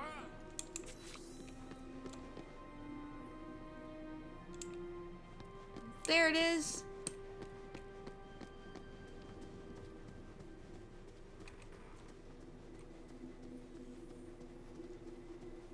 I see you, flying painting.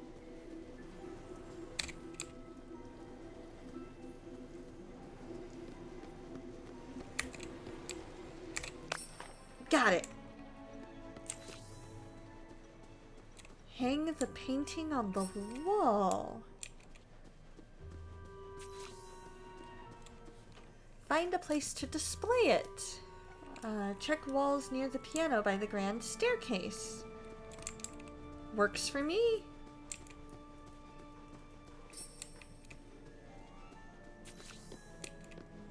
That could work.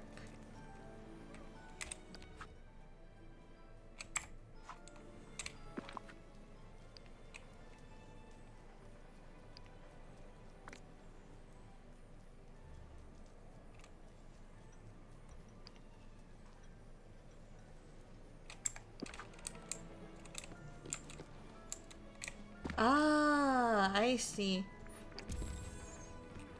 You can't just do it randomly. It needs to be where they want it to be. Gotcha.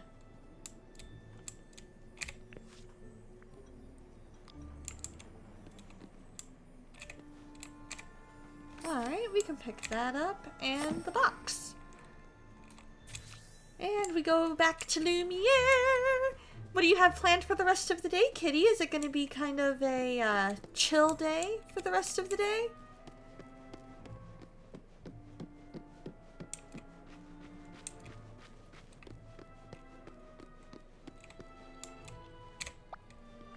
Enchanté.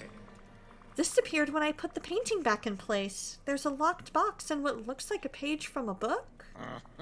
Let us see. It says, hospitality is what makes a house a home. Neglect it at your own peril.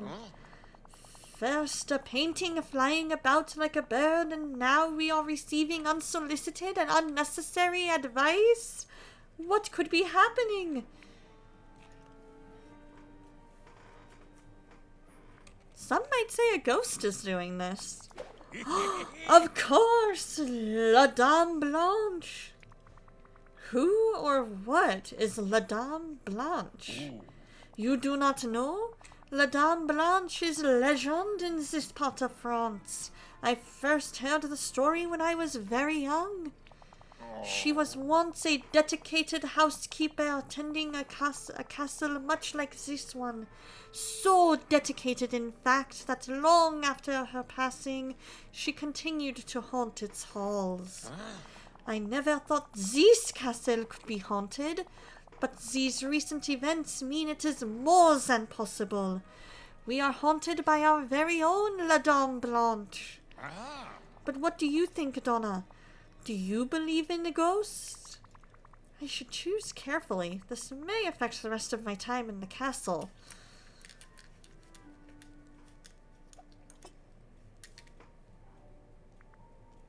Ooh. If we say I believe in them, then they might be kind of more like, oh, you believe in us. Cool. We don't need to prove ourselves. Whereas if I say I don't believe in ghosts, there's a chance that could backfire and they'll be like, oh yeah, you don't believe in ghosts? Well, how about now?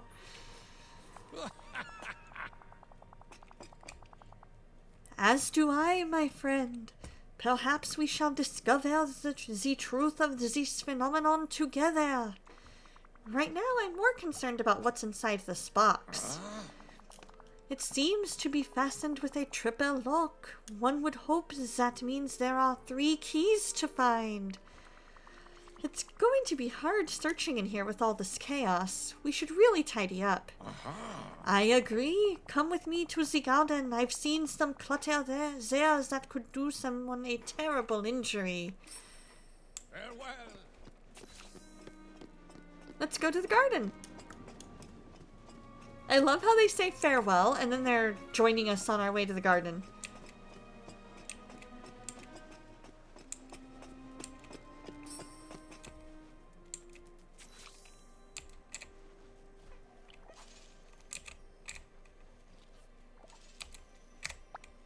Of course. It is worse than I thought.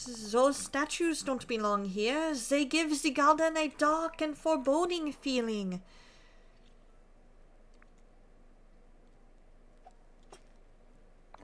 Indeed, as any housekeeper would. Did you hear that? I think it came from the middle of the garden. Deeper into the garden, then. If you could remove these statues, we shall proceed. En garde! Go, be bold, daring.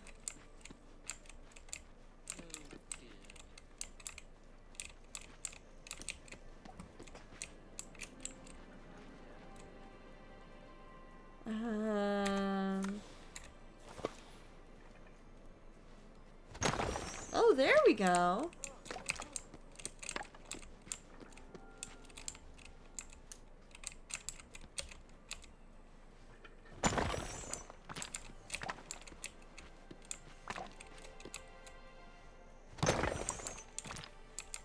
That way, if we destroy all of them rather than just the ones that take us to the center, that might bode better for us.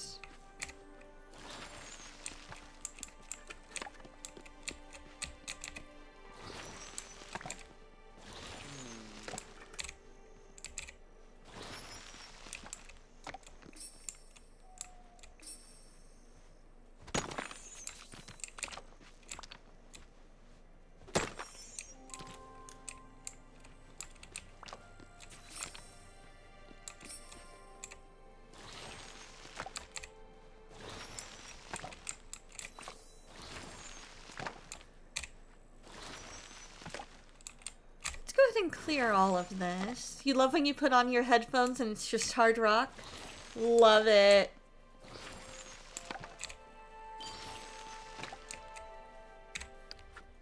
Small night thorns.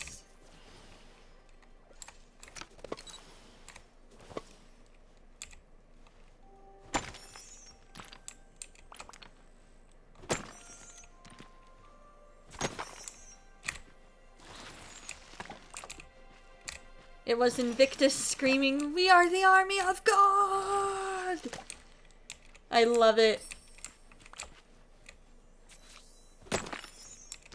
Alright, we need to be careful that we don't use up all our energy. Because we don't necessarily have... Well, I mean, we have some sugar canes, so maybe that will work. We'll talk to Cogsworth here in a minute. There we go. Now that we've cleared everything... May I help you? Thank goodness, I was stuck in there for ages. Thank you for liberating me. Wait, who are you? I'm Donna. I'm friends with Belle and... And His Highness? Oh dear, this isn't good. I assure you, none of this is my fault. Don't worry, I'm here to help. Oh, what a relief. I'm sure Lumiere will be pleased to hear that. Do go on. Wait, where is that confounded candelabrum? If he's not careful, he'll end up trapped somewhere too. Follow me. Do take... Ooh, a fairly punk rock version of Gratitude? That sounds cool.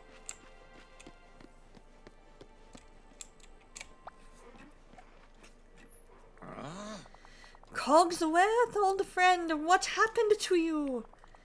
Thank goodness you are safe, mon ami. I was trying to patrol the garden when everything went dark. Kind Donna rescued me, and I suppose you were just standing here, twiddling your wicks? Well, while you were just sitting there admiring the garden, I was attempting to rid the castle of a spectral visitor, La Dame Blanche. Oh, That old ghost story? Don't tell me you believe in that nonsense. It cannot be. Of course I do. There is more in the world than you can explain, Cogsworth, and I would never offend a ghost. But there is no ghost to offend. Then why are we finding pages of a book on home care as if she is trying to pass on a message? Do go on. We have an enormous library. It doesn't surprise me that there are stray papers and books about. What do you think of all this, Donna?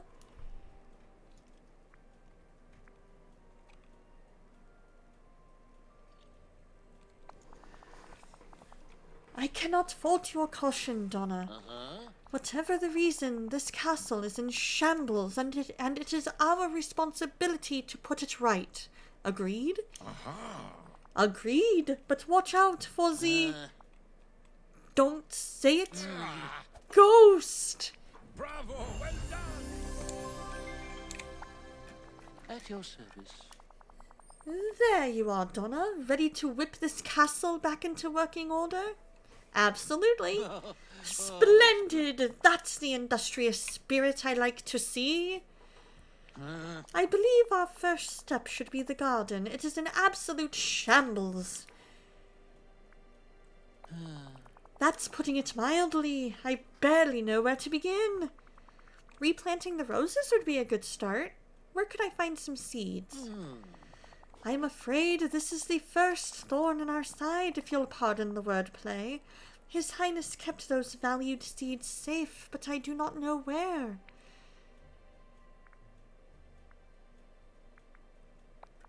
I know all that is possible to know, but I cannot know where His Highness has left objects precious to him. That is his own business, and I would never stick my nose in it. Then they're probably near his private rooms. I'll go look for the rose seeds. I see. Marvelous. We're not supposed to enter His Highness's quarters when he isn't present, but surely he'll forgive a dear acquaintance such as you. Once you've found the seeds, I would suggest clearing the garden as best you can before planting them. I would help, but gardening requires a bit more stature than I possess.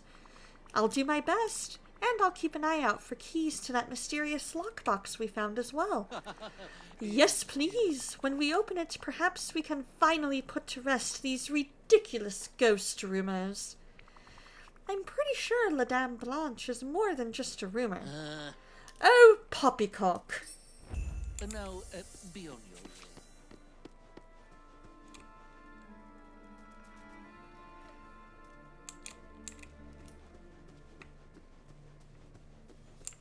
Seventh Day Slumber does a fairly good version of praise. Is that the, that's who I praise, that's who I praise.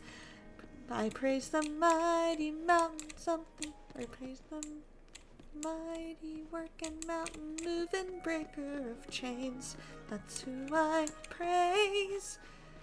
I've been good. I've been good. Busy, busy, busy, but good. Different version? Gotcha.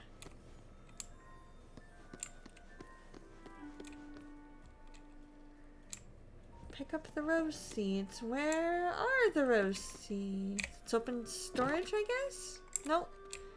Oh, different version, different song.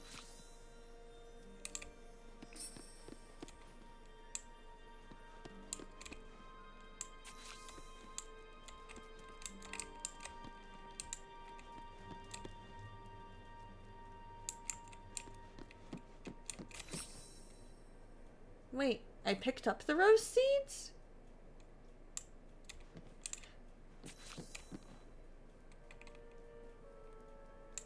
Okay, so there needs to be 4 rose seeds. Okay. I'm like, I don't remember picking up any rose seeds.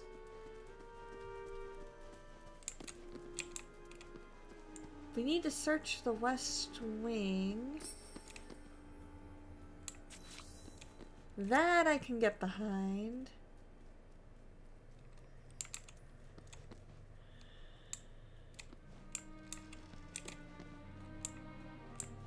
Right, so they'll be in here somewhere.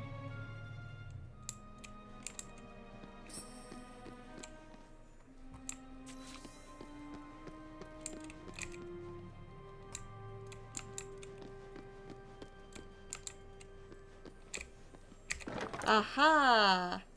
There we go! Ha ha ha!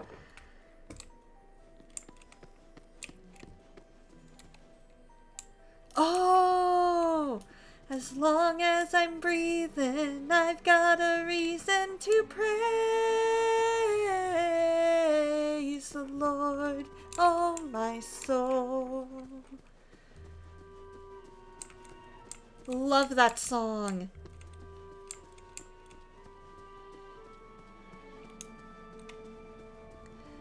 Oh, that's right. The Brandon Lake one is called That's Who I Praise. That's right.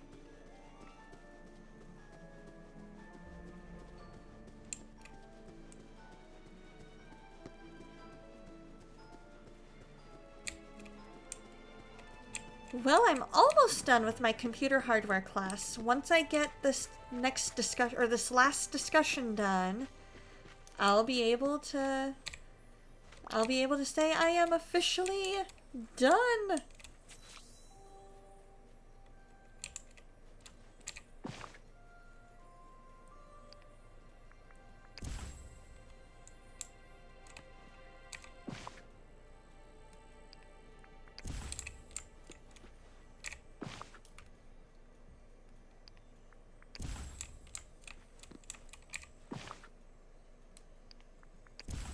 Yeah, we can do that. How may I be of assistance? Something's wrong. The leaves are there, but there are no roses blooming. How can that be? Those seeds are of the highest quality, and your efforts to clear the garden were most effective. And the garden is already pretty damp. It must be something else. Maybe the soil? Of course, the soil must be exhausted. Fortunately, I know a treasured formula for rose fertilizer. Our roses won several of the top gardening competitions, I'll have you know.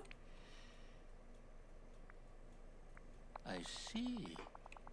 If it will help restore the castle's garden, of course. Every proper French castle needs a magnificent garden. Yes, you'll find that proper castle upkeep is the goal of much of what I do. I'll help you by making the rose fertilizer then. Do go on. Wonderful. Just gather the ingredients, mix them together, and add them to your watering can. Carry on then. We need castle softwood and rich soil. We need to stretch. Ah, stretchy stretch.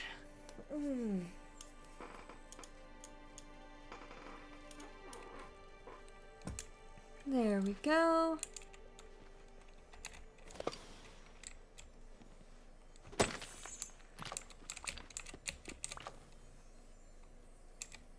Open that storage.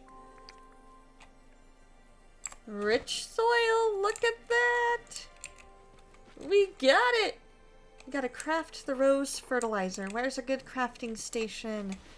Do I need to go back home, or is there a crafting station here? Looks like there might be one over here.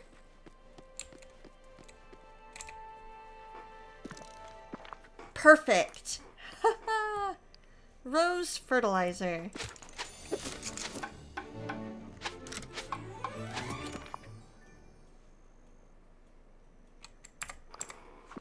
Nice! I think I need to listen to more of Seventh Day Slumber.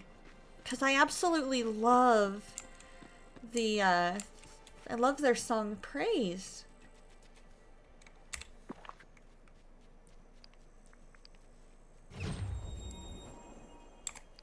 Alright. There's a 2. Water him.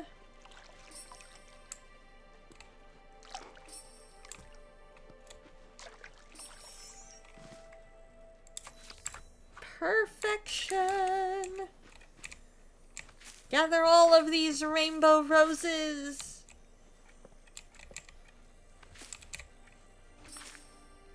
Perfect.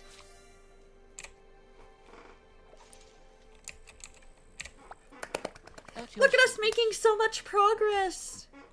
Your fertilizer recipe worked. Beyond even my grandest expectations, those roses are magnificent, if I may be so bold. Though, isn't it a little odd that they're rainbow colored?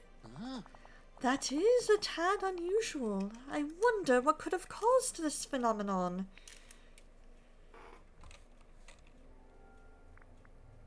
Right? Insta-flowers!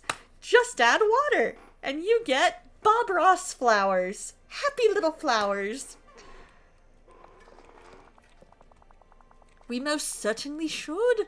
My curiosity is still piqued, however. In any case, these roses are far too lovely to let wilt. Timey-wimey Just display them in stuff. vases at once.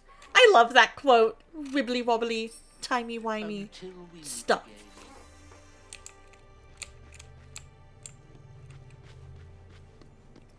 The empty vases in the hall.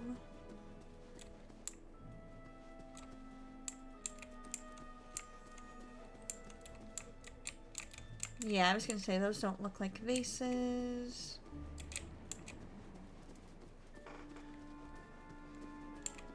I'll probably want to start with their Unseen album. They cover a lot of familiar worship songs in that one. Praise is also a cover. Pretty sure Praise was a Phil Wickham song first. I think you're right.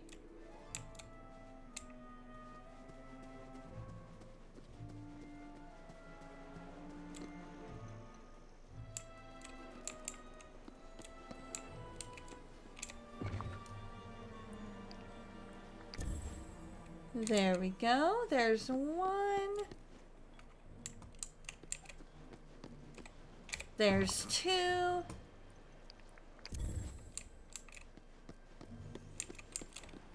And three.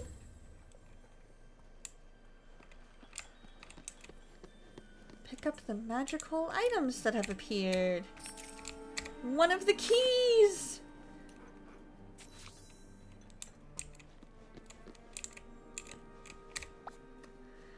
I'll definitely, you know what, while I'm thinking about it.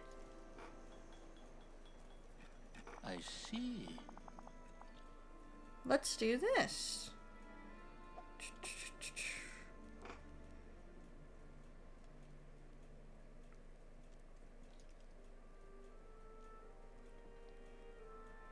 Unseen. Let's see.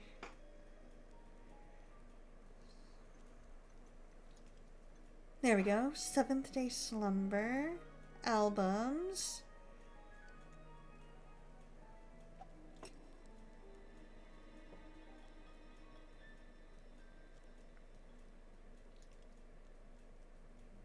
There it is.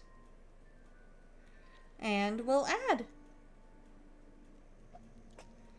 And then I also want to add, while I'm looking at it,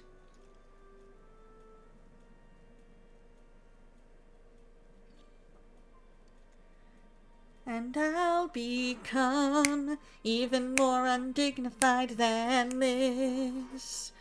Some might say it's foolishness. Praises on your song rotation at church, but the tech leader and his son are into a lot of the same music you're into, so you get to enjoy a lot of Seventh Day Slumber Edition during setup. I love it!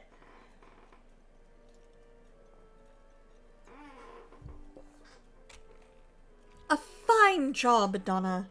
Wait, is that a key? Yes, and there's a new page, too. It says, hard work brings rewards as bountiful as seeds sown in spring. Wise words. This instructive tome on home management is most useful. Amusing.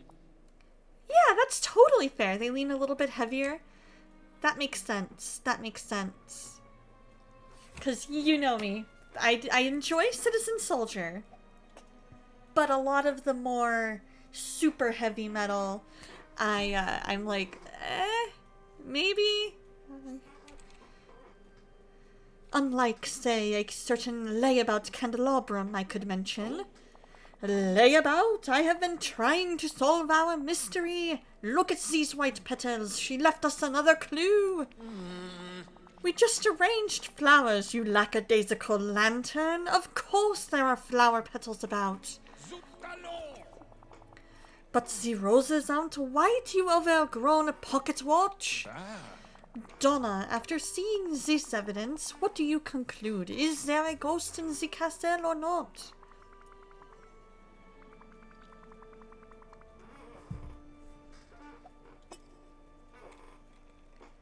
Many odd things have happened so far.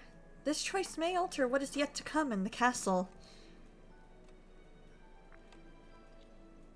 It's definitely a ghost. Things are just too strange to explain otherwise. I mean, we have things mysteriously appearing in front of us.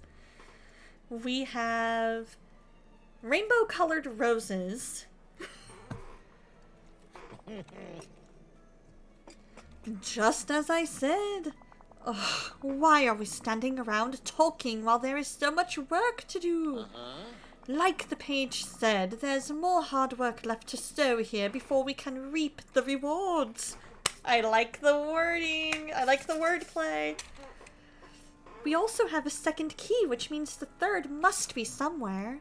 Please continue. True, we shall have to keep our eyes open for that. Yes. No yes. napping for you, then. Most impressive indeed. Welcome back, mon ami. The castle is looking much better already. I'm grateful for your assistance with these strange circumstances. I'm glad I can help.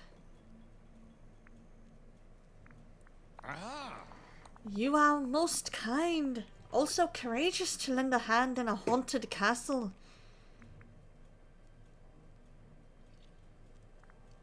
Madame Blanche sure is hunting up a storm. Too true, and I hope that you'll help me prove it. We have found pages from a book on home care, which implies that the rest of the book must be around somewhere. That would make sense, but what can we do about it? I know this castle like the back of my hand. Well, the back of my flame. I shall illuminate every bookshelf and search for this book. In the meanwhile, perhaps you can continue restoring the castle by replacing some of the decor. You started with Disciple and Fit for a King before you discovered Seventh Day? I liked, cause Soul loves Disciple, and introduced me to, is it Savior? The one that you showed me? They're more rock than metal? Yeah, that makes sense. I definitely prefer more rock than the heavy metal, screamo, things like that. Because when I listen to screamo, all I can think is their vocal cords. I hope they're doing it in a healthy way. of course.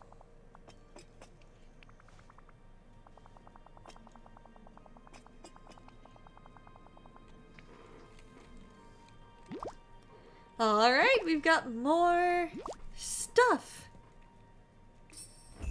Farewell. The standing candelabra to its place near the stairs.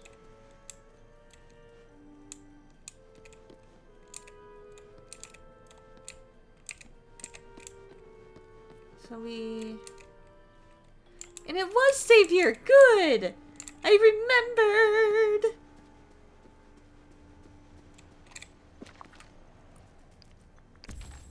Oh, those stairs. Okay, that's fair. I'm so glad that you were able to get those tickets to go see them. That is so great.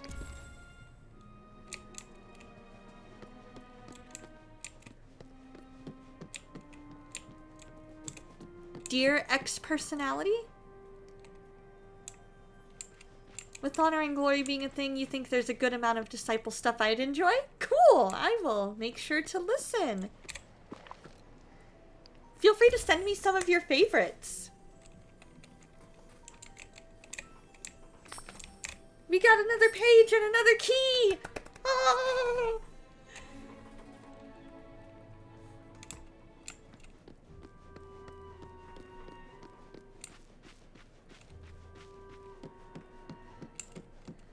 So what's Dear Ex-Personality about?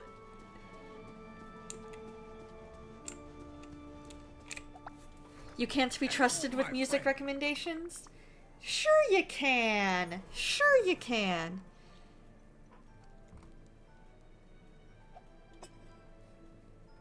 Oh, personally. I totally read personally as personality. Oh, the song is Dear Ex, You Don't Own Me. Interesting. What's it about? Is it like a song written to one of their exes saying, or like a song to, like a breakup song with the devil?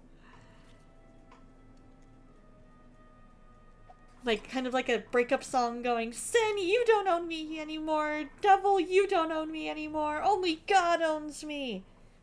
Because I can get behind a song like that.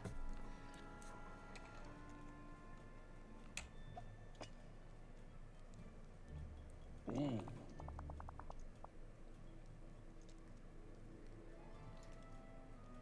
Oh! Fill in the blank with shame, anger, etc. It's more of breaking up with emotions, not a person. Gotcha! I can totally get behind a song like that. I might need to listen to that.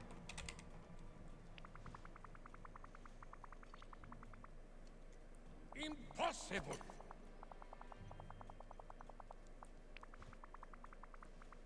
Huh? Maybe the book is in the triple locked box.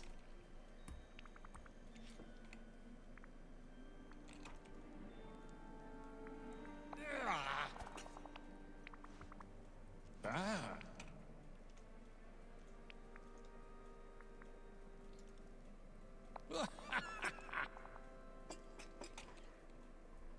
It cannot be.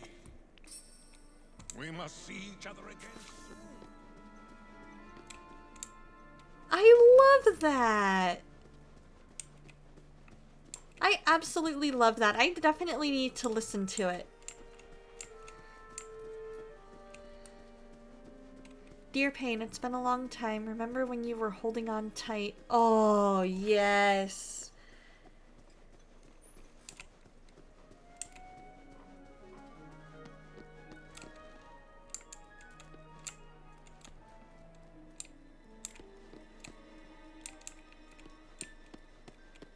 Oh, in this pile. Ooh, and a gorgeous acoustic version? I love it.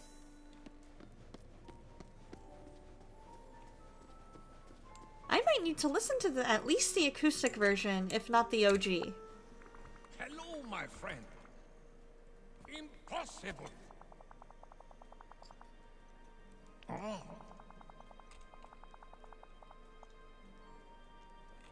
Oh, I'd love to hear it.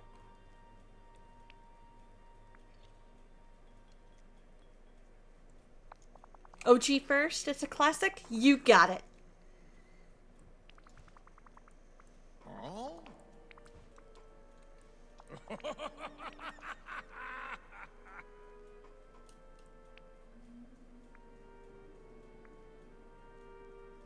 Let's see. Do we want to go with I know how to talk to the beast, or do we want to go with I won't mention anything that's gone wrong here?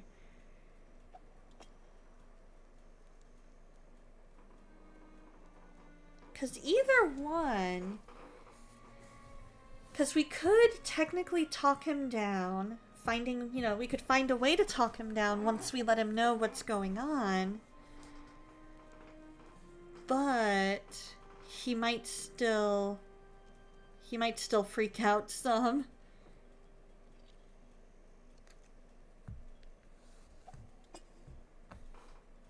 That's fair. That's fair. So do we want to set ourselves up to have to talk down the beast from being upset? Or...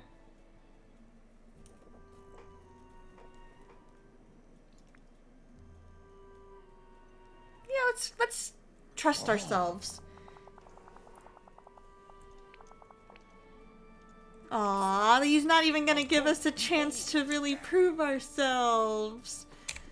Ah, that makes sense. That makes sense, West.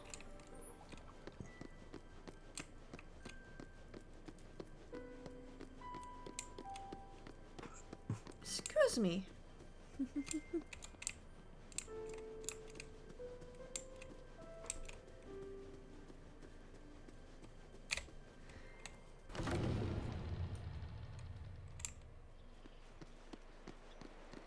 Yeah, I love their song, Burden.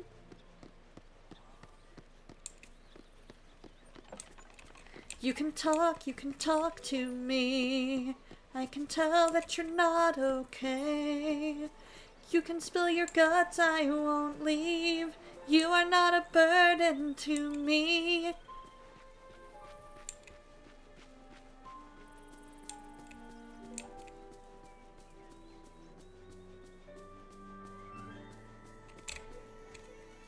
Hello, is anyone home?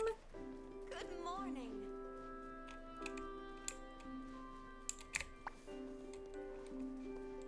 My friend. Oh. You've been gone a long time. Cogsworth and Lumiere send their regards. They've been a little busy. Busy? With what? They're doing spring cleaning. They should be keeping the castle clean at all times, not waiting for a particular time of year. You're right. I'll let them know that next time I see them. Please don't be so hard on them. Lumiere and Cogsworth must be so bored now that you're away. Yes, and they found a book of advice on how to take care of the castle.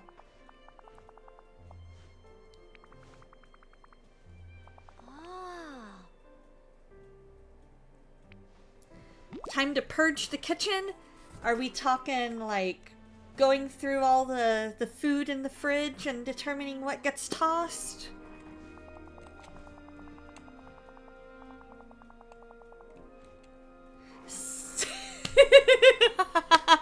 Sounds good, West. I'll see you around and tell the wife hi for me.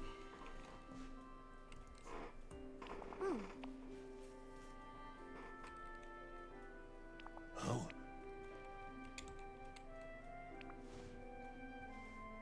I'm so glad we get to talk. You're here. All right. Off we go.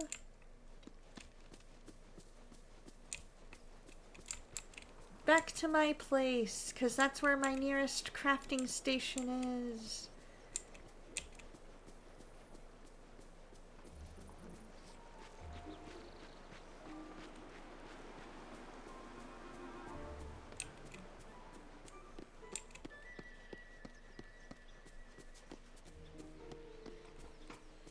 You can let your skeletons free.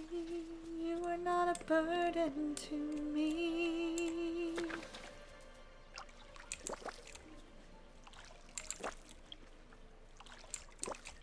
Come on, you just need that.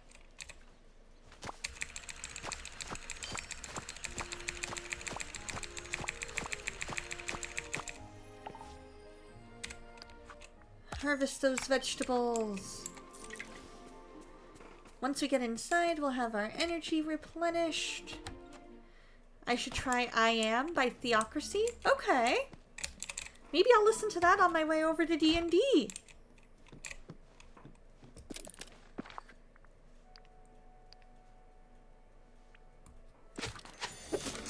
Alright. We made it! We've made the thing!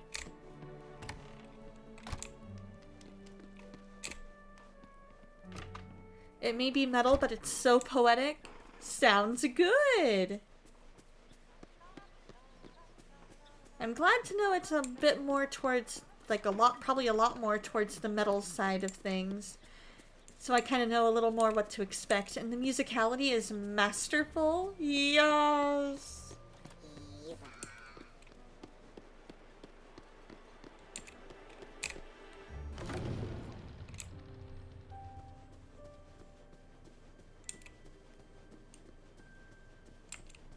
Yeah, originally my goal was I was gonna try and go level by level. I'll let you guys decide which one we open up next. Just the one I wanted to see. I've repaired the book on home care. It looks like the last chapter is a guest book too. Ooh. As I suspected, La Dame Blanche thought of everything related to hospitality. While you were gone, I prepared this stand. La Dame Blanche will be pleased to see that we've taken care of her book. Oh, I love that. I am totally listening to that.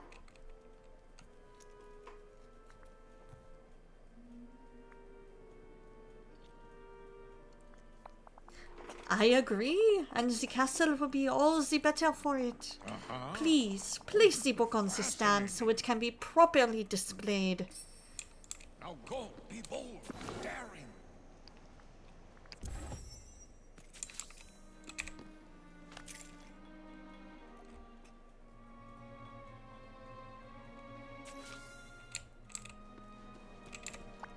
I'm so excited to listen to it. It's gonna be awesome! A final key for the triple locked box. How marvelous! Bravo! Well, what are you waiting for? Don't just stand there, open it up. Don't be a stranger. Let's pick it up. Then we need the invitation. Ah.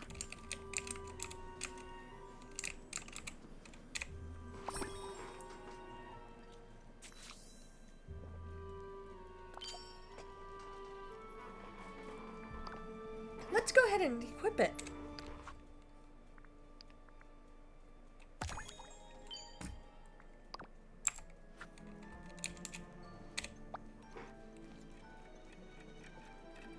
I see. Enchanté. Well then, what was inside the box? An invitation to a masquerade ball and a mask. Gifts from La Dame Blanche. Unacceptable. Will you hush about that silly ghost story? We opened this box by restoring her book. Clearly she has created this mystery for someone to find it. Nonsense. This could be a prank from some previous inhabitant of the castle, or an unseen visitor. Exactly. A ghost. How interesting. You know I didn't mean... Wait, Donna, is something wrong? This invitation reminds me of something, but I can't quite remember. It feels magical, but also sad. I have a weird feeling about it. How disappointing. Cogsworth, what are we doing? We're sorry, Donna. We never meant to upset you. Yes, my apologies. We've been sorely neglecting you. An invitation, a mask. Clearly we must throw a masquerade. And a Donna will be our guest of honor. You're absolutely right. Never mind who put these trinkets here. We must host a masquerade for Donna. Your talent is unmatched, mon ami.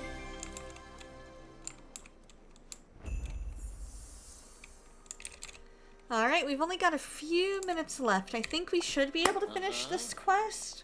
And then next time we play, we'll determine which one we open next. Do we want Mulan or do we want Lion King? Okay, that makes sense. Definitely does sound like a work of art. Superb. Just from how you're describing it, I can tell it's a beautiful, beautiful song, and I will definitely let you know what I think, because I'm going to listen to it on my way to D&D. No, you are totally fine. You are totally fine. I'm excited to listen to it. I really am. I really am excited to listen to it and let you know what I think. Because I'm going to listen to it. Or maybe on the way over to DM's house for share night in case there isn't enough time on the way over. But there should be enough time.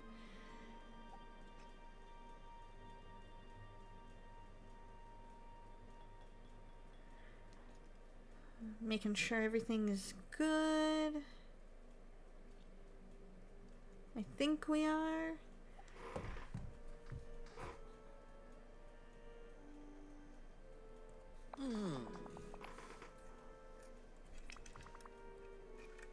Do go on.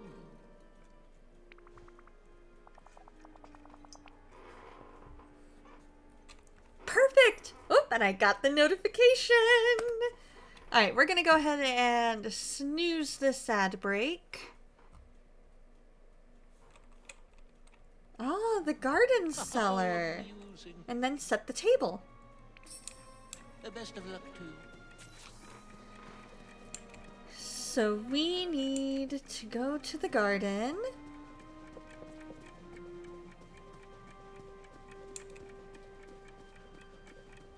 Down towards the cellar. Open up storage. Transfer that fine cutlery. Which we did, right? Oh, and put it on the piano. Okay, it changed and I didn't realize it.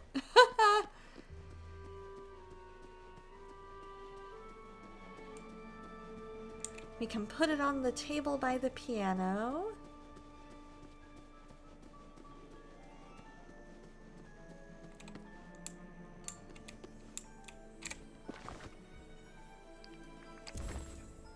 Oh, wow! Look at all that! Then we'll talk with Lumiere. Enchanté. Huh?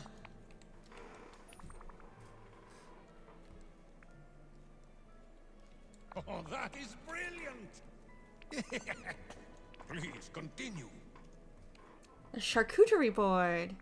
I love charcuterie. Oh, Alright, we can we do must that. see each other again soon. We need oyster, creepy crawly crab, Gruyere cheese? I wonder if that's supposed to be like Gruyere. Maybe, I don't know. That's more writing and not necessarily food.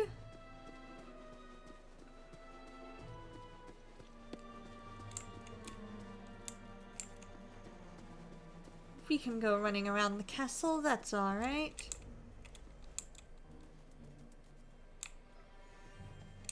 Let's start in here and see if there might be anything in here.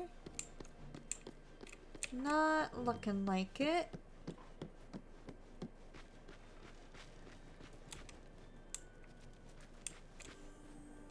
Aha! Let's open up storage. Hey, how's it going, Vocal Duck? Are you going to be at the share night tonight?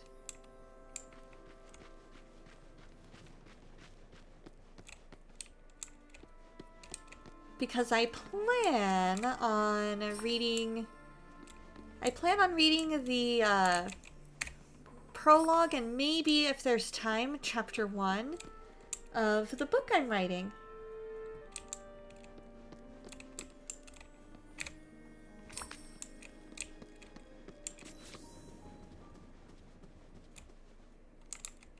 So now we need to cook it.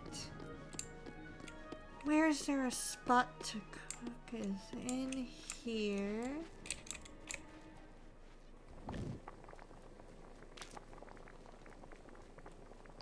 Let's just autofill it.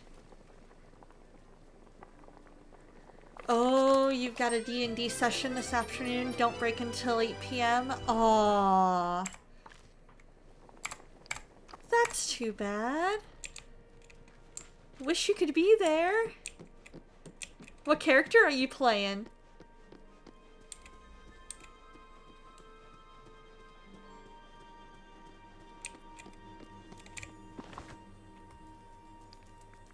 There we go.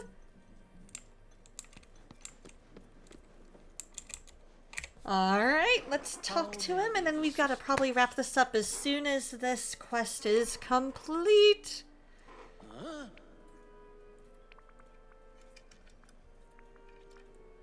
Oh, amusing. Create a festive atmosphere. Do take care.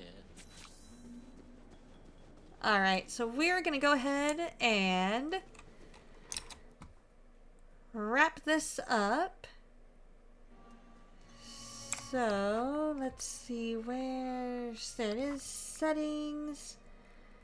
We're gonna save the game. We're gonna quit.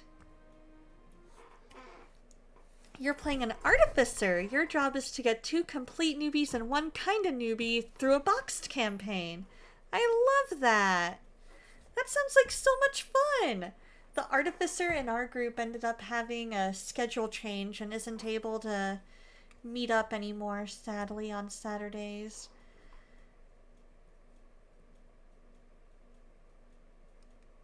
I wish that he was, because he loves anything that makes big bada boom. And he was so good at making all of that, all that good stuff happen, So, anyways, you guys, I hope you had as much of a blast in the valley as I did. I'm thinking next week we should still be good for both streams. I'm thinking we'll do some more Dreamlight Valley because I love the, where we're at, and I would love to kind of continue making progress in it. And then Friday, we will do some, at least I'm pretty sure we have time on Friday. Soul, are you good if I pick you up after stream on Friday?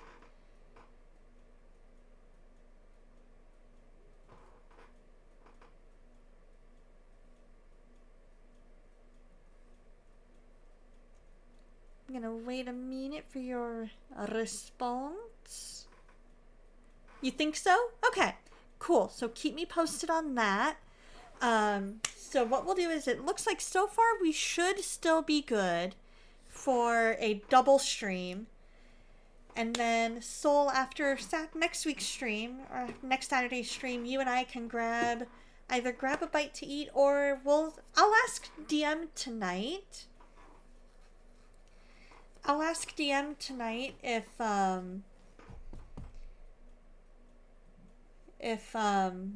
lunch will be provided, or if she wants us to eat ahead of time. Because sometimes, it kind of goes either way, depending. So, we'll see what happens. So much happening simultaneously? Gotcha. That makes sense. If it doesn't work, is R able to help?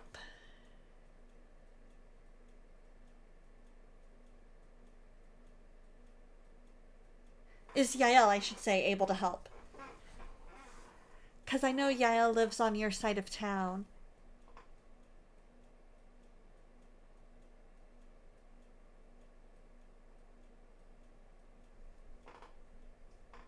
If not, I'm willing to cancel next Saturday, but if she is, that might be the better thing if Friday ends up being too busy.